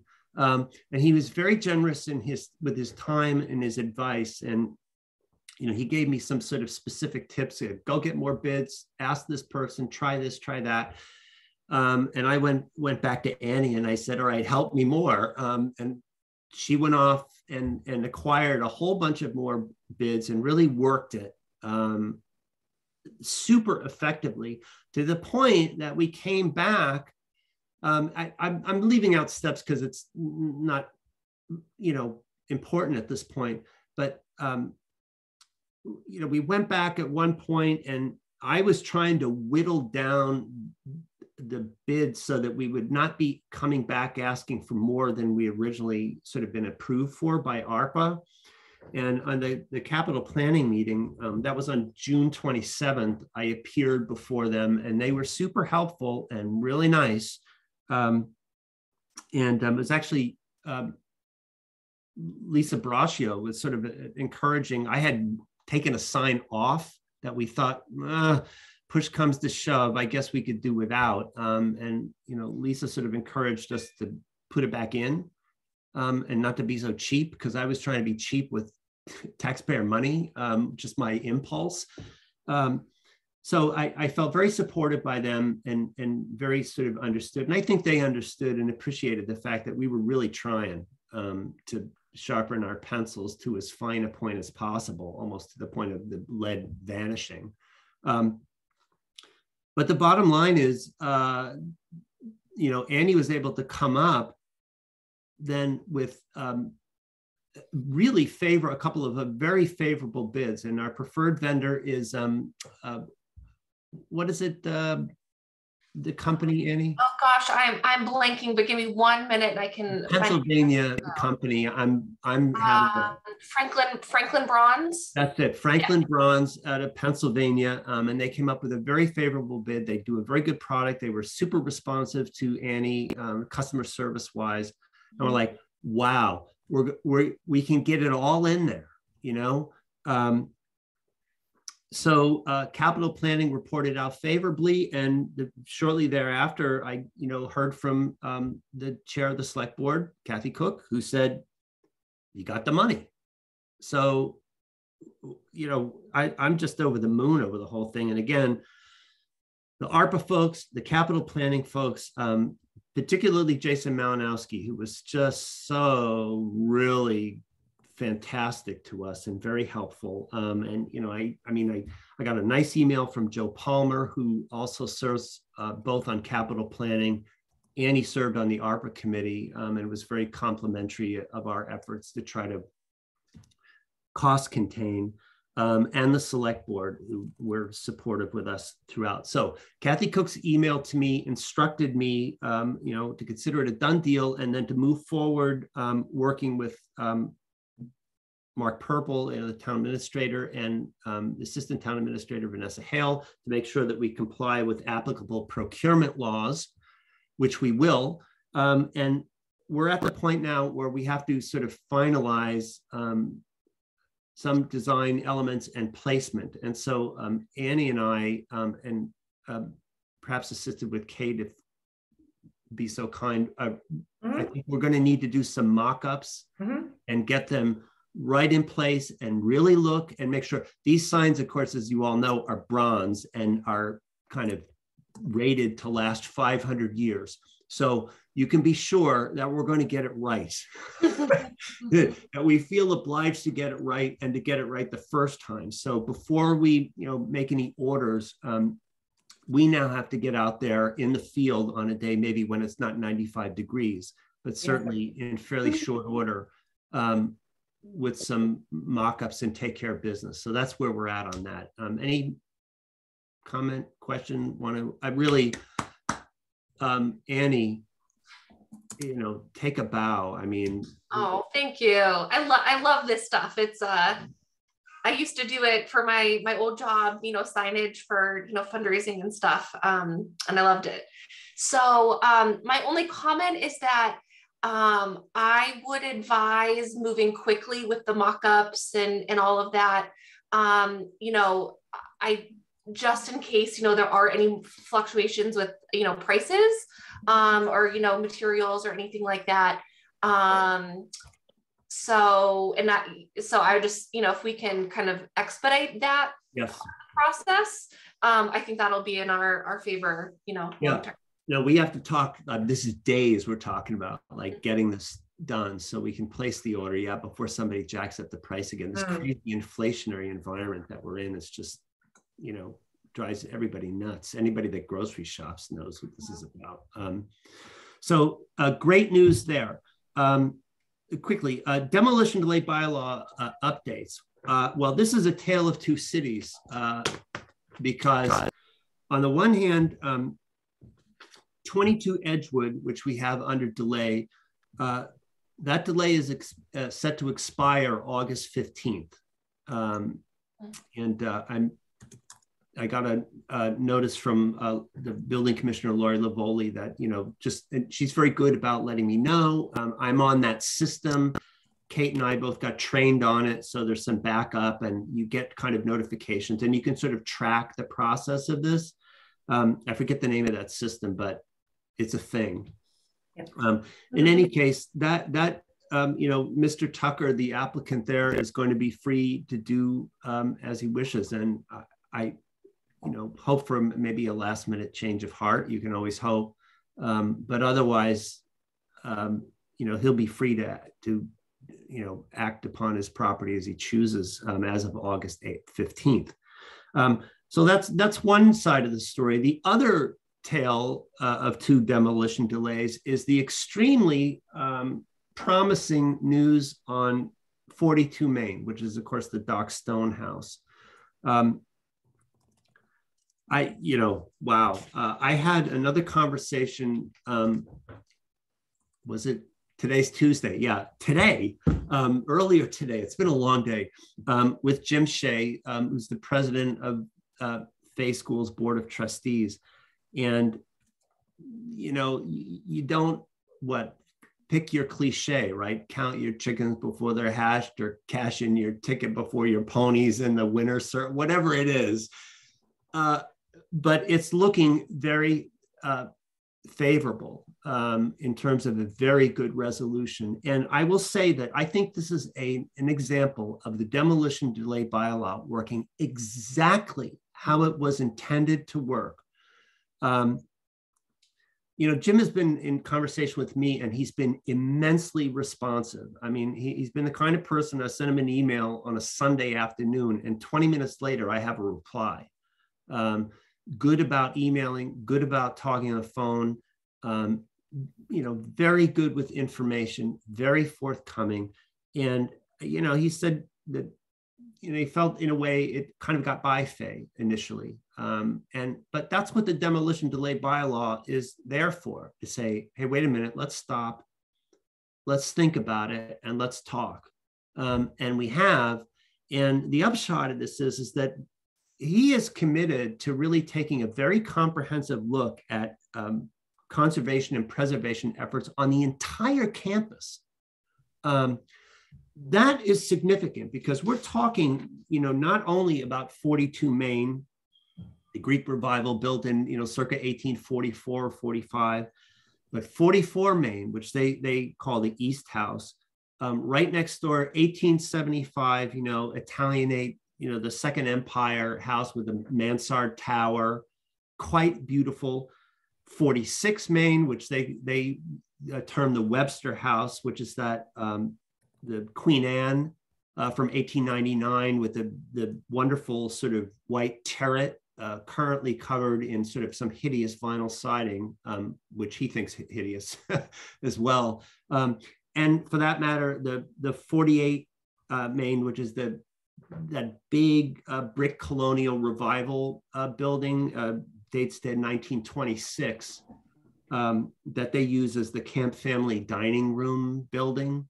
So you're talking a stretch. This is all opposite the townhouse and the town green, right? Of buildings built that are almost like a catalog of 19th and early 20th century architectural styles. The Greek revival, the Italianate Second Empire structure right next to it, the Queen Anne, Victorian next to that, and they're almost like in 25 or 30 year increments, 1845, 1875, 1899, 1926, with that camp building is that brick. It's a 3-story brick building if you're trying to envision it in your mind's eye. Anyway, he wants to look at all of it, but starting with the stone house and with an eye toward stuff that could be in terms of the beautification of the downtown, the very heart of downtown, of civic downtown, absolutely transformative. So, this is going to involve a major commitment, both of effort, but of resources and money. And I take him as very serious at his word. They're I've earlier talked about they've sort of assembled a team that's really given the property a very thorough top to bottom look. Home inspectors, pest inspectors, they've got, he's really hoping to hire Lynn Spencer, who's doing the St. Mark's Bell Tower and the townhouse project. There's a Boston attorney, Jean Pelletier, whose specialty is in historic preservation and grant writing. He's looking at possibly Jean Caroon for sort of a master plan kind of thing. Jean Caroon is the Goody Clancy principal that's doing the St. Mark's dorm right now. So it's a real kind of all-star sort of team. He meets with the executive committee of his board in August. And I am hopeful that after that meeting, there will be something to announce. And that's about where I think I would need to leave it. But I would again, I can't tell you, this is somebody, who's a town resident, went to Fay, believes in this, misses the buildings that are gone. And I believe in the bottom of my heart is deeply, deeply committed to bringing about a good resolution on this. So stay tuned, because I think we're getting close to something that's going to really be, I hope, make a lot of people in town very, very happy, not least me. Activities of the St. Mark's Park Working Group, there's not much I have to say. Grant, of course, is the old pro there from the outset in the working group. I have now been in attendance for 2 meetings, June 30th and July 14th. We have another meeting scheduled on the 28th. And it's difficult, I will say. And I think everybody involved in the working group is somewhat frustrated. And, this having Greg Walter here tonight, I think is really, really helpful. And may reset some thinking for some folks. But Grant, I don't know if you want to say anything here, but I view the issues involved in the working group as the need for a kind of real vision and a conception that whatever gets done in that parcel sort of coalesces around. I am very much in favor of a holistic approach to the downtown, the whole area. I'm talking about the town green, the old burial ground, Flag School, the park, because I think it's, to look at it in isolation is going to be a big mistake in terms of usage and what we want to see and what it all sort of means.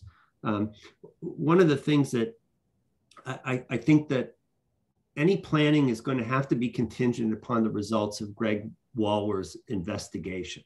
I mean, it seems so obvious to me. And it's very hard personally for me to think forward about, you know, how many pollinators I want or something, you know, until a definitive answer is given. I am concerned as a taxpayer about the costs of all this. I think it's only responsible for us to be so. I personally remain in favor of the most natural passive kind of space. Although I've heard some interesting suggestions for other paths, and which I'm open to, and I'm open to thinking about.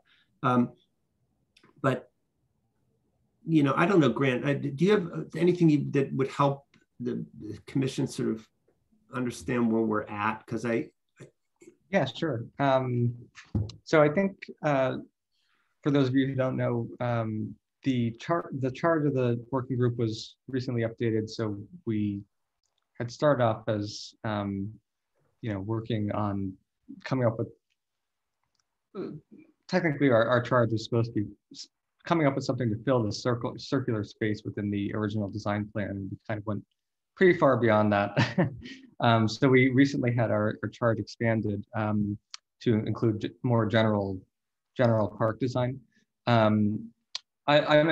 agree with you, Kevin, that any potential plan that we come up with or solicit input for is dependent on the results of the archaeological dig. And my understanding is that the working group is pretty much in agreement on that, which has, you know, affected our timeline coming up with recommendations as well.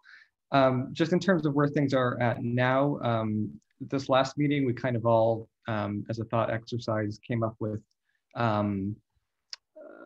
different priorities that we'd like to see in the space. You know, what, and everyone essentially sent those to me, and I compiled them, you know, to get a sense of the 7 members where we were at. And there were some things that we all pretty much agreed on. Just off the top of my head, I think that we all agreed on a path going through there, somewhat native plants and vegetation, and perhaps pollinator gardens, some sort of sitting area or benches, you know, as a potential design plan. And so essentially where we left it off was we are going to have someone from VHB, which is the town's kind of, or DPW's kind of contractual engineer, come and look at the list of priorities that we put together for them, and see if, you know, what would be feasible with what we, you know, as a starting point had kind of envisioned for that space. Is that a good recap? I think it is, yeah.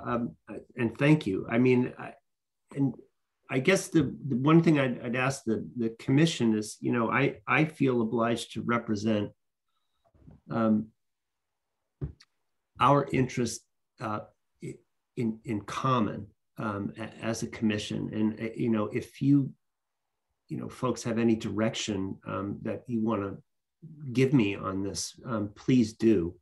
I find myself feeling my way forward on this because I think that, again, that so much depends on what the investigation uncovers. And one thing I did say on our last meeting, and it was an attempt to sort of clear the field a little bit, or clear the atmosphere, that, you know, all the talk about the historical walk, I think is really not, in a way, ultimately served anybody particularly well, because, you know, first it was, you know, a device to sort of further the initial grant, and then of course when it disappeared, it became opponents of the whole thing a kind of cudgel on the other side, and the sort of tug of war that's gone on with that. I find it an unnecessary distraction. And one of the points I made on the call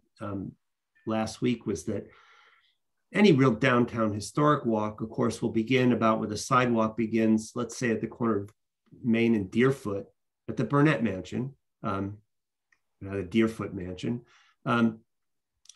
It come, east toward the center of town, maybe meander up and down Middle Road and Lattisquama, and around the old burial ground, flag school, townhouse, library, and so on, and finally end up well down East Main Street, where there's sidewalk and a great many historic houses. That would be a downtown history walk. It would not be simply going around in circles in this little sort of triangle at best.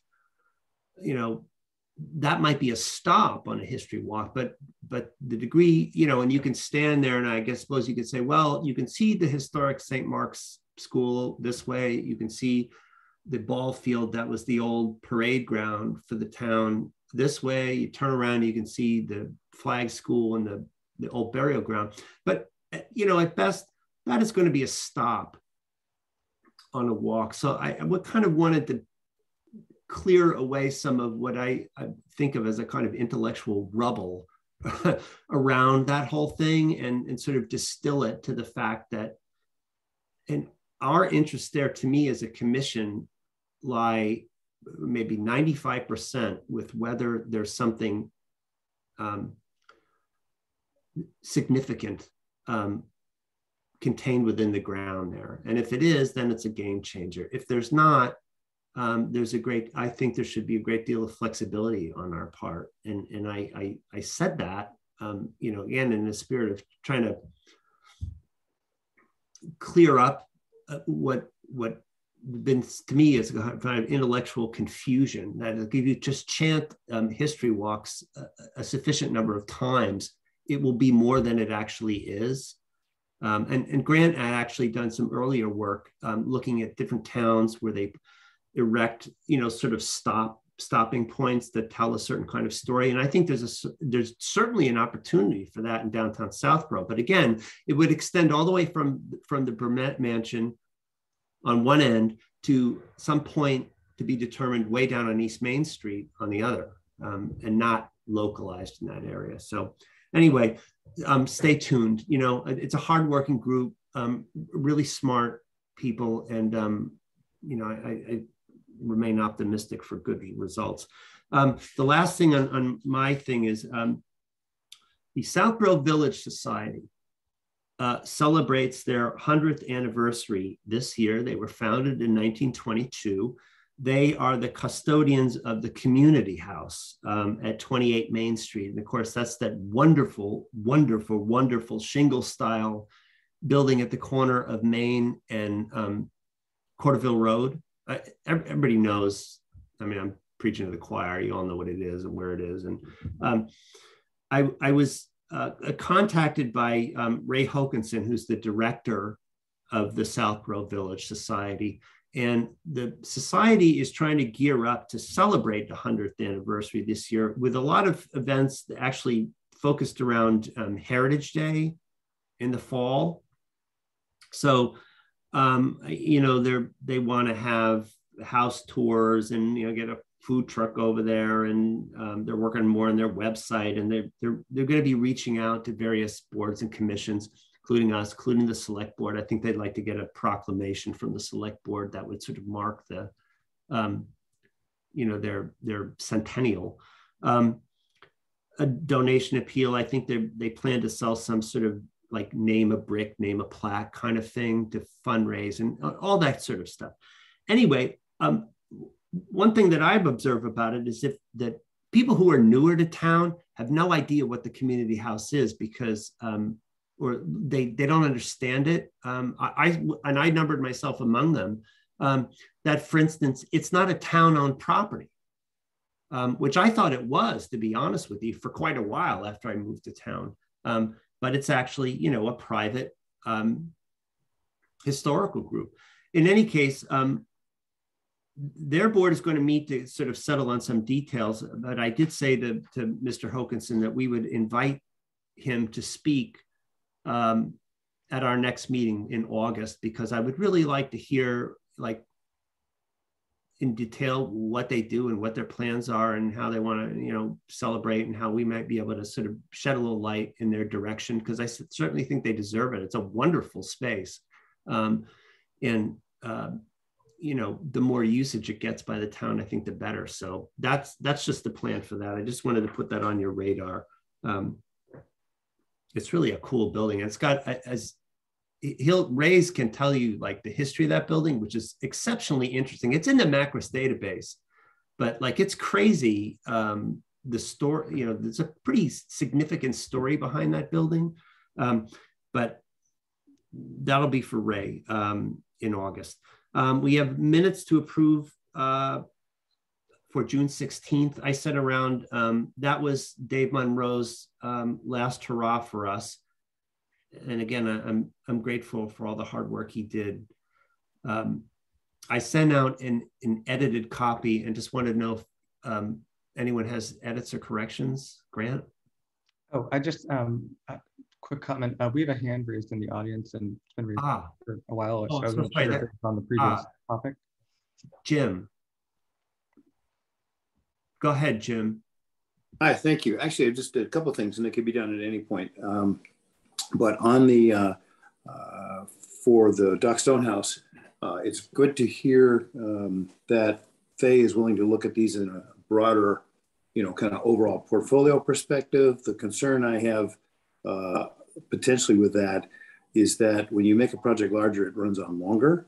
I presume we've got something like 7 months left over on the delay. What do we know on the timeline? January, I had it here somewhere, about January 15th. I would say that expect a resolution much sooner than that. Okay, well, where I was going with it is that if it looks like, or if we have any suspicion like it could go beyond the 9 months to get the complete picture done right, you might be well, so we might be well served rather if you could reach out informally to them to say, if we're approaching that January date without a decision, would you be willing to withdraw your demolition request? So we've had that conversation. And I will say again, I am exceedingly hopeful for a good result.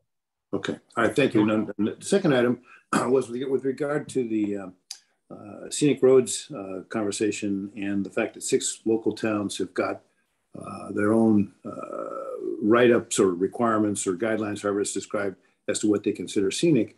I think what would be very helpful for us would be to see that in a table. I'm assuming that you could put that on a single sheet pretty much and have the, you know, 6 columns of what the towns offer, or maybe the towns down the rows and the different treatments, but one with the other, just do a matrix.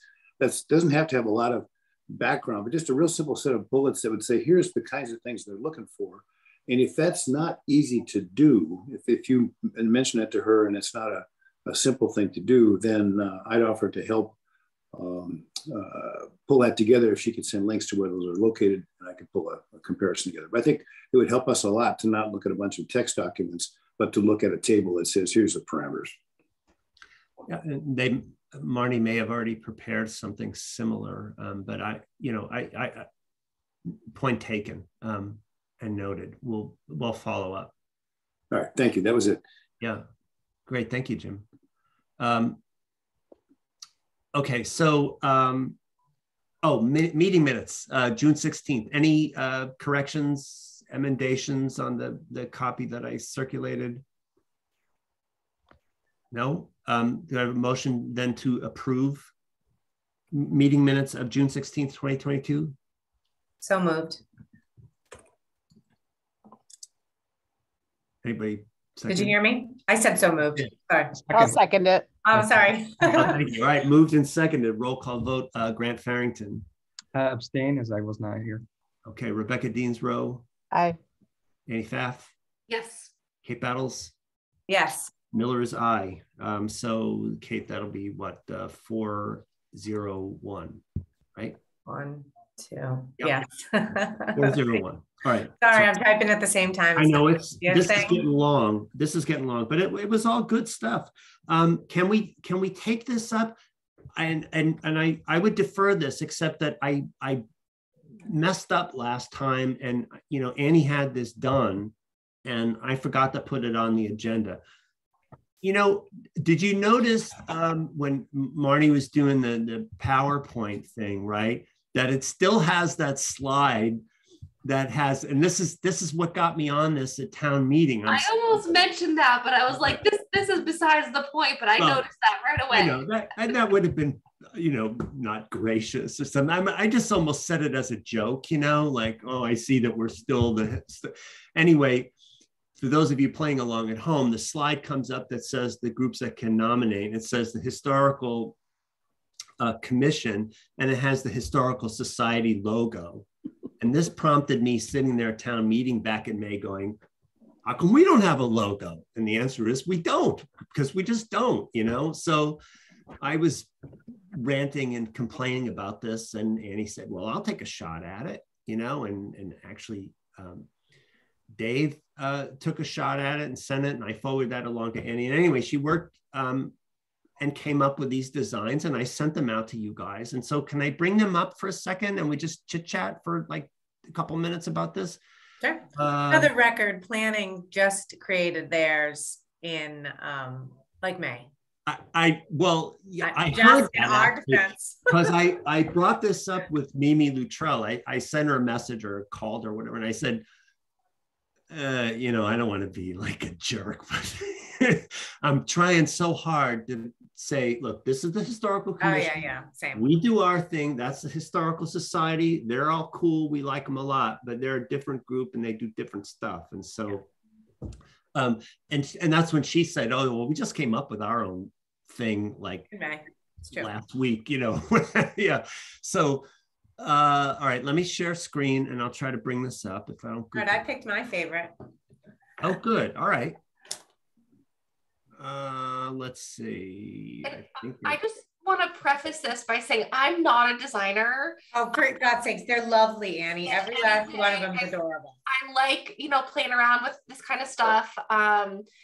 Definitely, no pride in any of this. Happy to scratch everything if we want to start over, or do any tweaks or anything. I won't take it personally. I don't do this professionally. It's just for fun.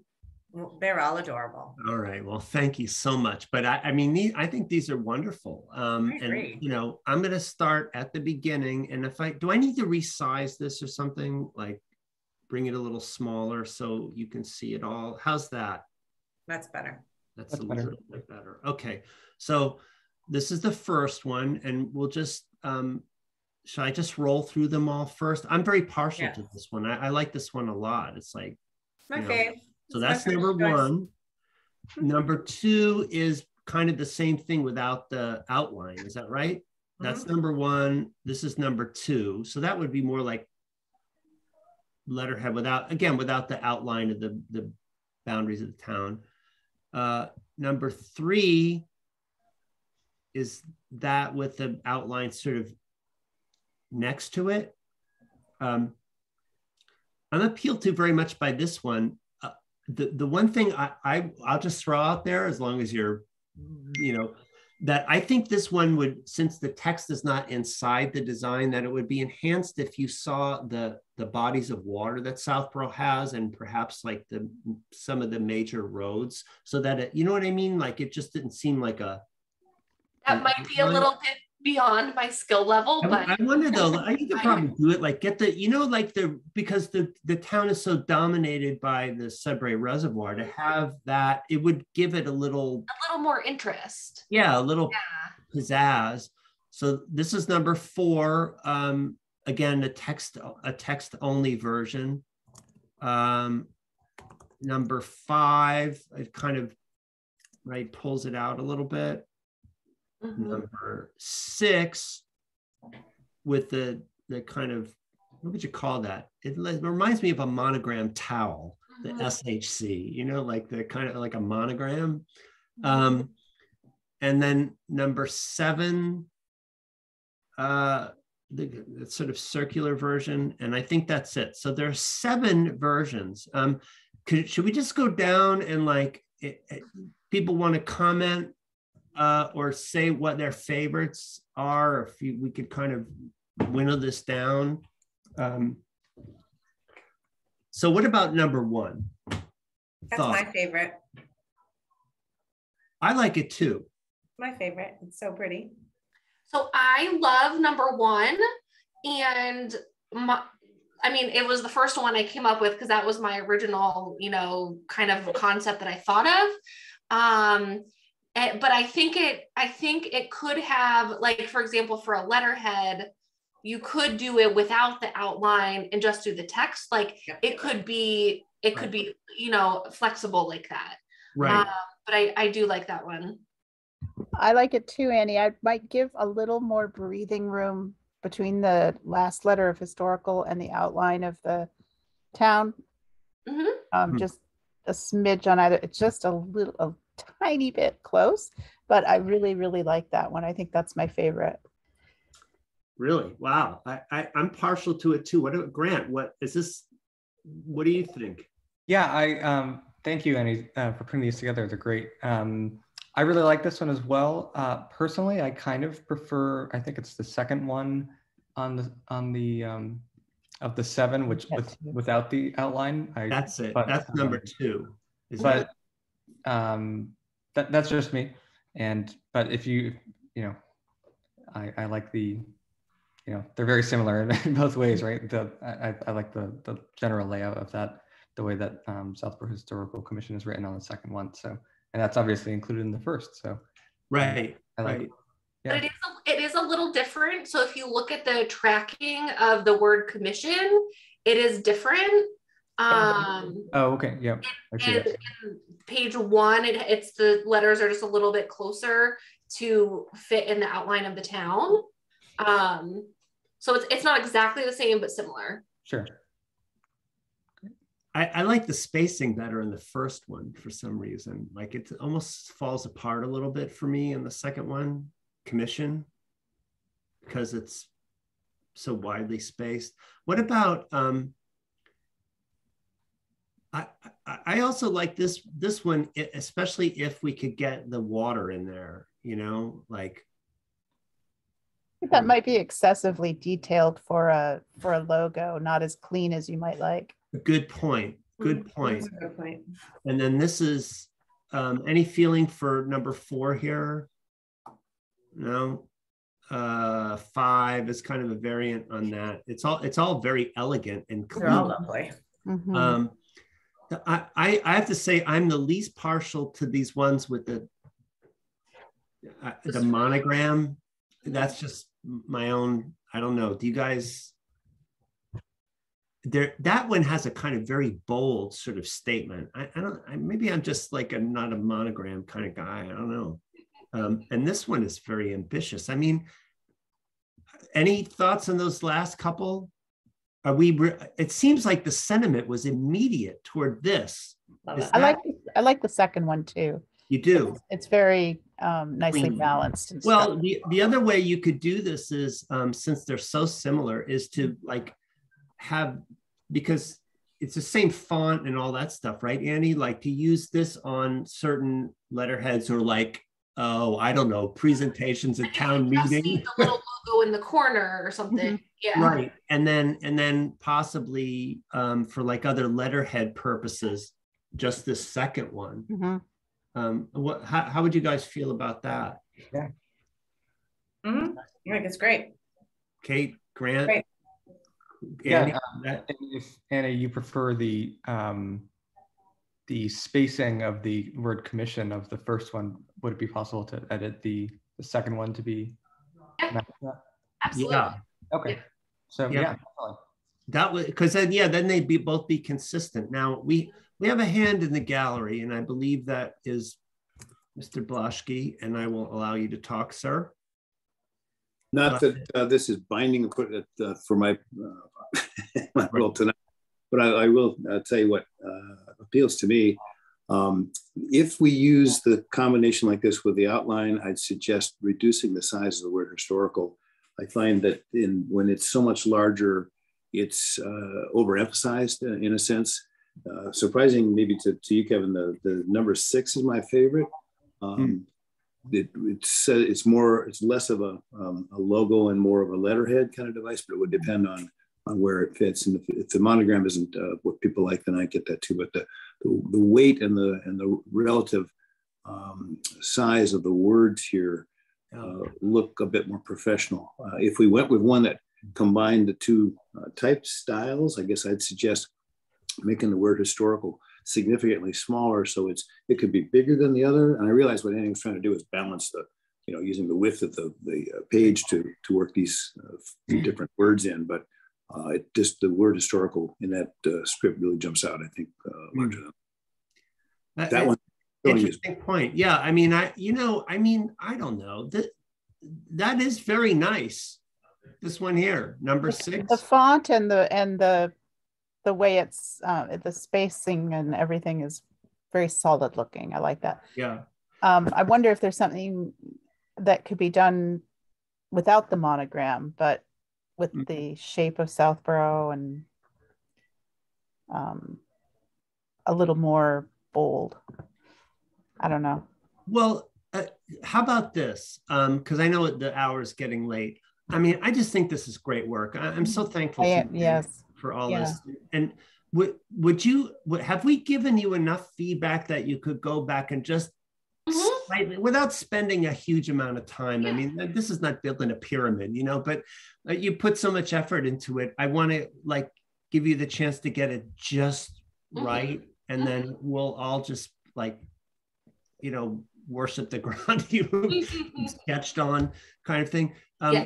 Absolutely. Yeah, no problem. And I intentionally didn't put a lot of time and effort into all these yet, knowing that there would be further iterations, once we kind of narrowed down the concept. I mean, one thing I'll say about this first one with the outline that we're all seem so naturally partial to is that I wonder about it fitting, in a lot of applications, it's probably too large for us. And so one of these ones that perhaps was more text like that, the second one, which, I think is essentially very elegant, might be a sort of better fit for most of the usage that we have. I mean, we're not going to be printing up lots, wedding invitations with this stuff, but it would be nice, because I've already had occasion where I think, gosh, I'd like to sort of brand us a little bit. I mean, Jim's quite right. I mean, that is very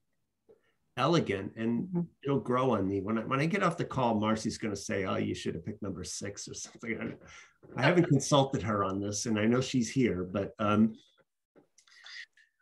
let's see. Well, we'll let you go back and tweak a little bit, and maybe when Jim is back, we can take a final vote in August. Is that okay? Cool. Yeah. All right, super. Thank you. I mean, that's just really awesome. I'm very appreciative. I'm gonna have to get Jim out. Okay. There is one last thing. Any other business that may legally come before the commission, yada, yada, yada. Well, here it is. I don't know if you saw, but on the My Southborough blog, Beth Malo recently had a post updating people on the status of the Burnett House or the Deerfoot Mansion. And it occasioned a letter about a fence that was going up at that point along Main. And Ms. Malo went out and looked at it and took some photos and updated her post, and promptly contacted me and some other folks in town, I believe Mr. Purple and the chair of the select board, with some inquiries. And it had to do with the fence that was going up, and what about it, and is it allowed, and inquiring about the preservation restriction that the town entered into with Mr. Deli Priscoli, pursuant to his purchase of the property. And the question was, the complaint on the blog letter was something to the effect of, well, it's blocking the view of the house, and is that allowed? And that was the essence of the inquiry. And so I received, did I say this? I received a message, an inquiry from Beth Malo about this. And I said, well, I'll look into it. And I have. And here's the story. On page 3 of the preservation restriction, which is available on the town website for anyone to read, the language, it's a page 3, paragraph 3, kind of at the bottom. It's a numbered section of the document that refers to the landscape. And it says, no perimeter fencing or tall hedges shall be placed on the property blocking the view, except around the pool. Now, I don't know if any of the rest of you have seen this yet, but I have, and I went there and looked at it. And what we're talking about here is a decorative wrought iron fence. You know how the gates, and those are spelled out in the preservation restriction document. It's a big, very ornate wrought iron, black with gold kind of trim gate at the front of the property and at the side entrance. Those are specified in the document. What this fencing is sort of a kind of, there's a very low stone wall, let's say along Main Street, that runs the entire width of the property. And that stone wall is quite low. It runs between about 11 inches high, adjusting for the topography because it's dead level. I mean, his guys did like a stellar job, but it runs between about 11 inches high to about 15 inches high. So it's very low. And what's going on there now is that they are erecting a black wrought iron fence with fleur-de-lis kind of topping, you know, it kind of comes up, just the pickets are, they're square, 1/2 inch in width and depth pickets, black, that rise up to a fleur-de-lis kind of top that's painted gold. It's quite attractive, and it matches perfectly the gates. And it runs along the whole front of the property. So you go over there, and I measured, by the way, I went with a tape measure. I felt like like some sort of stalker, paparazzi, whatever, you know, but I'm out there with a tape measure. And for the record, so everybody's clear about it, again, the stone wall is about 11 to 15 inches. Then the wrought iron fence that is erected on top of the stone wall, you know, it varies, but to keep a dead level, even height of just about 57 inches, okay? So if you're standing on the sidewalk, the fence is, you know, 57 inches above the bottom of the soles of your shoes, which means, to begin with, you know, that anybody who is taller than, 4'9" can see over this fence without any problem whatsoever. You know, for those of us who are less than 4'9", you can see through it, because these pickets, for the record, are spaced 6 inches on center. They are 1/2 inch wide, which means, if you do the math, that 91.67% of the linear expanse of, you know, represented by this fence, even if you're 3 feet tall, is completely unobstructed.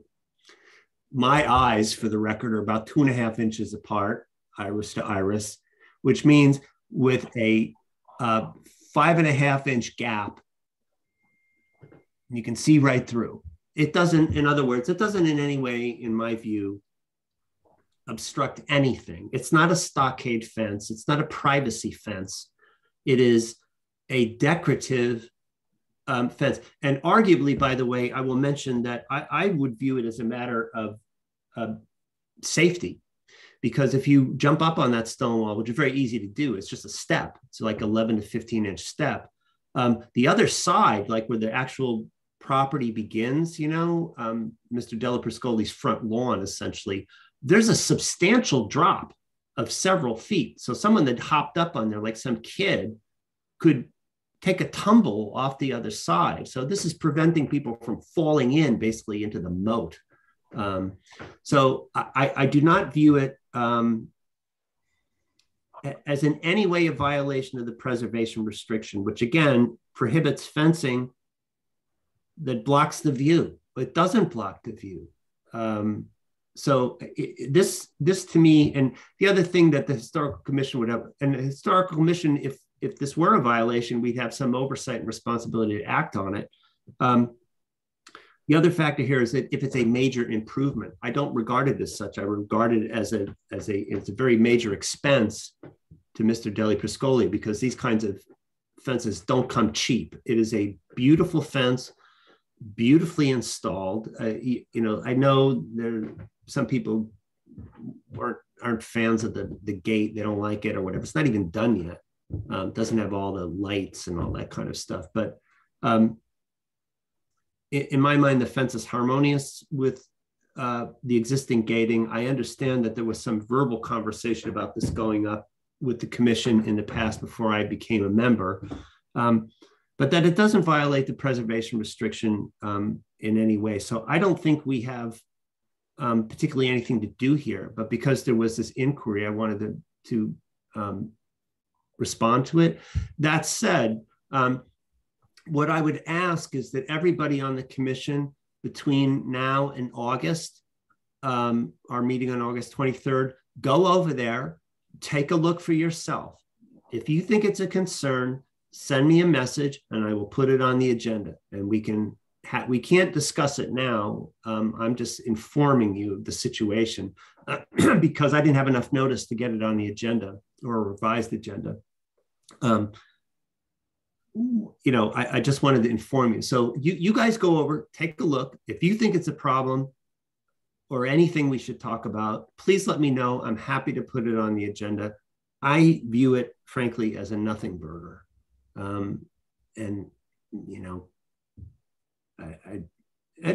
fine. I'm happy to field the inquiry. I don't see it as an issue.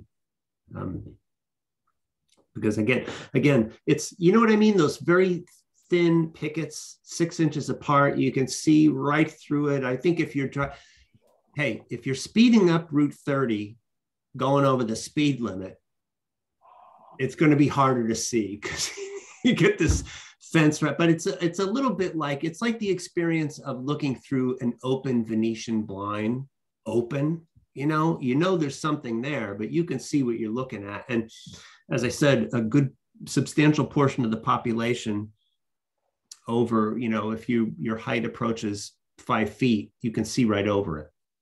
So that's my 2 cents.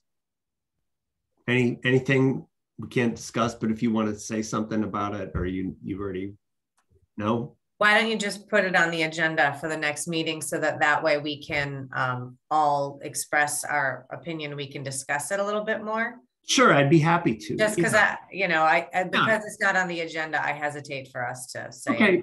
Yeah, no, fair enough. Just for the record. Just for the record, I think it's good for us to provide a little bit of feedback individually if people want. Right, and that's a preview. I've shown my cards. I don't think it's nothing, but but what I will say, one last thing is that I've been on the commission now 13 months. And I know, and in all seriousness, that the town, people in town spend a lot of money for that preservation restriction, and they have every right to follow the situation closely and to ask questions. I'm not making light of that by any stretch of the imagination. So what I would propose is I'd actually like to ask Mr. Deli Priscoli, whom happen to have met once, to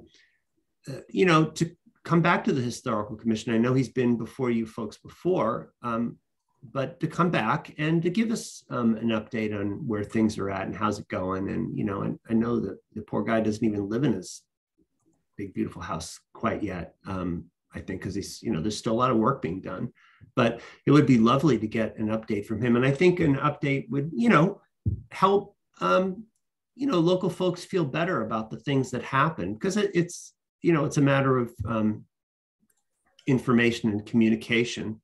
And so that, I think that would sort of help kind of smooth it, smooth things over a little bit. But he obviously, they're doing such a, he and his workers and his whole team, I mean, they're just doing an unbelievable job over there. We are so, I think, very, very lucky. I mean, I love walking past there all the time, and I am a little bit like a kind of, at the gate, looking through, enjoying the view, checking on the progress of so, if he happened to see me, out there last night around 7:30, it's like, oh, that guy again, he's always looking. But yeah, maybe we'll extend an invitation and see if he's got some time to come, August or September or October, whatever, when there's some news. But Kate, I'll put it on the agenda. Everybody can just sort of give their feedback if they so choose. Yeah, no, I think it's a good idea. Public comment, here we are. Anyone out there care to, I see Jim's hand up. I don't know if that's, Jim, you're on. I apologize. I should have put it down after I finished on. Nothing further. Oh, okay. All right. No worries. Annie's got something. Hi. I just have a quick question. Kate, has everyone stopped by to sign that paper authorizing the new signatories? I guess Grant, I guess I need to have you sign it. I didn't think of that. Yes, I have everybody but Grant, and okay. I need the I haven't passed it in yet anyway because I have to wait for the approved minutes to attach to it to pass it in. Oh, right. Okay. Yeah. Okay.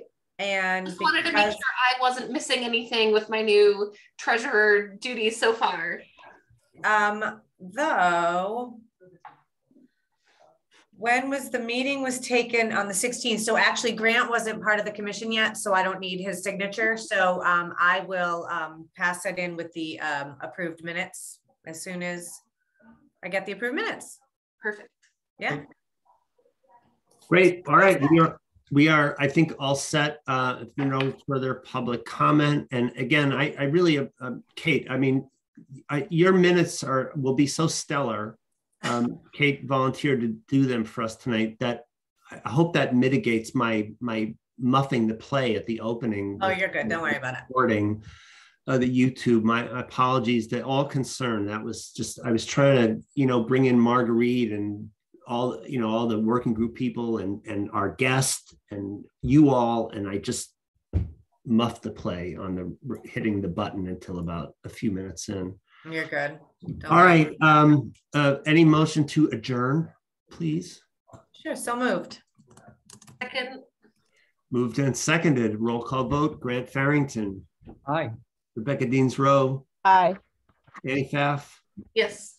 Kate Battles. Aye. Miller is aye. And thank you all that was a long one, but hopefully pretty good. All right. Thank you. Good night, everyone. Well, thank you. Good night. Night all. Good night. It's the minutes. It's taking the minutes at the same time. Oh, Lord. All right, good. Thank you. You're welcome. Good night, guys. Night, Grant.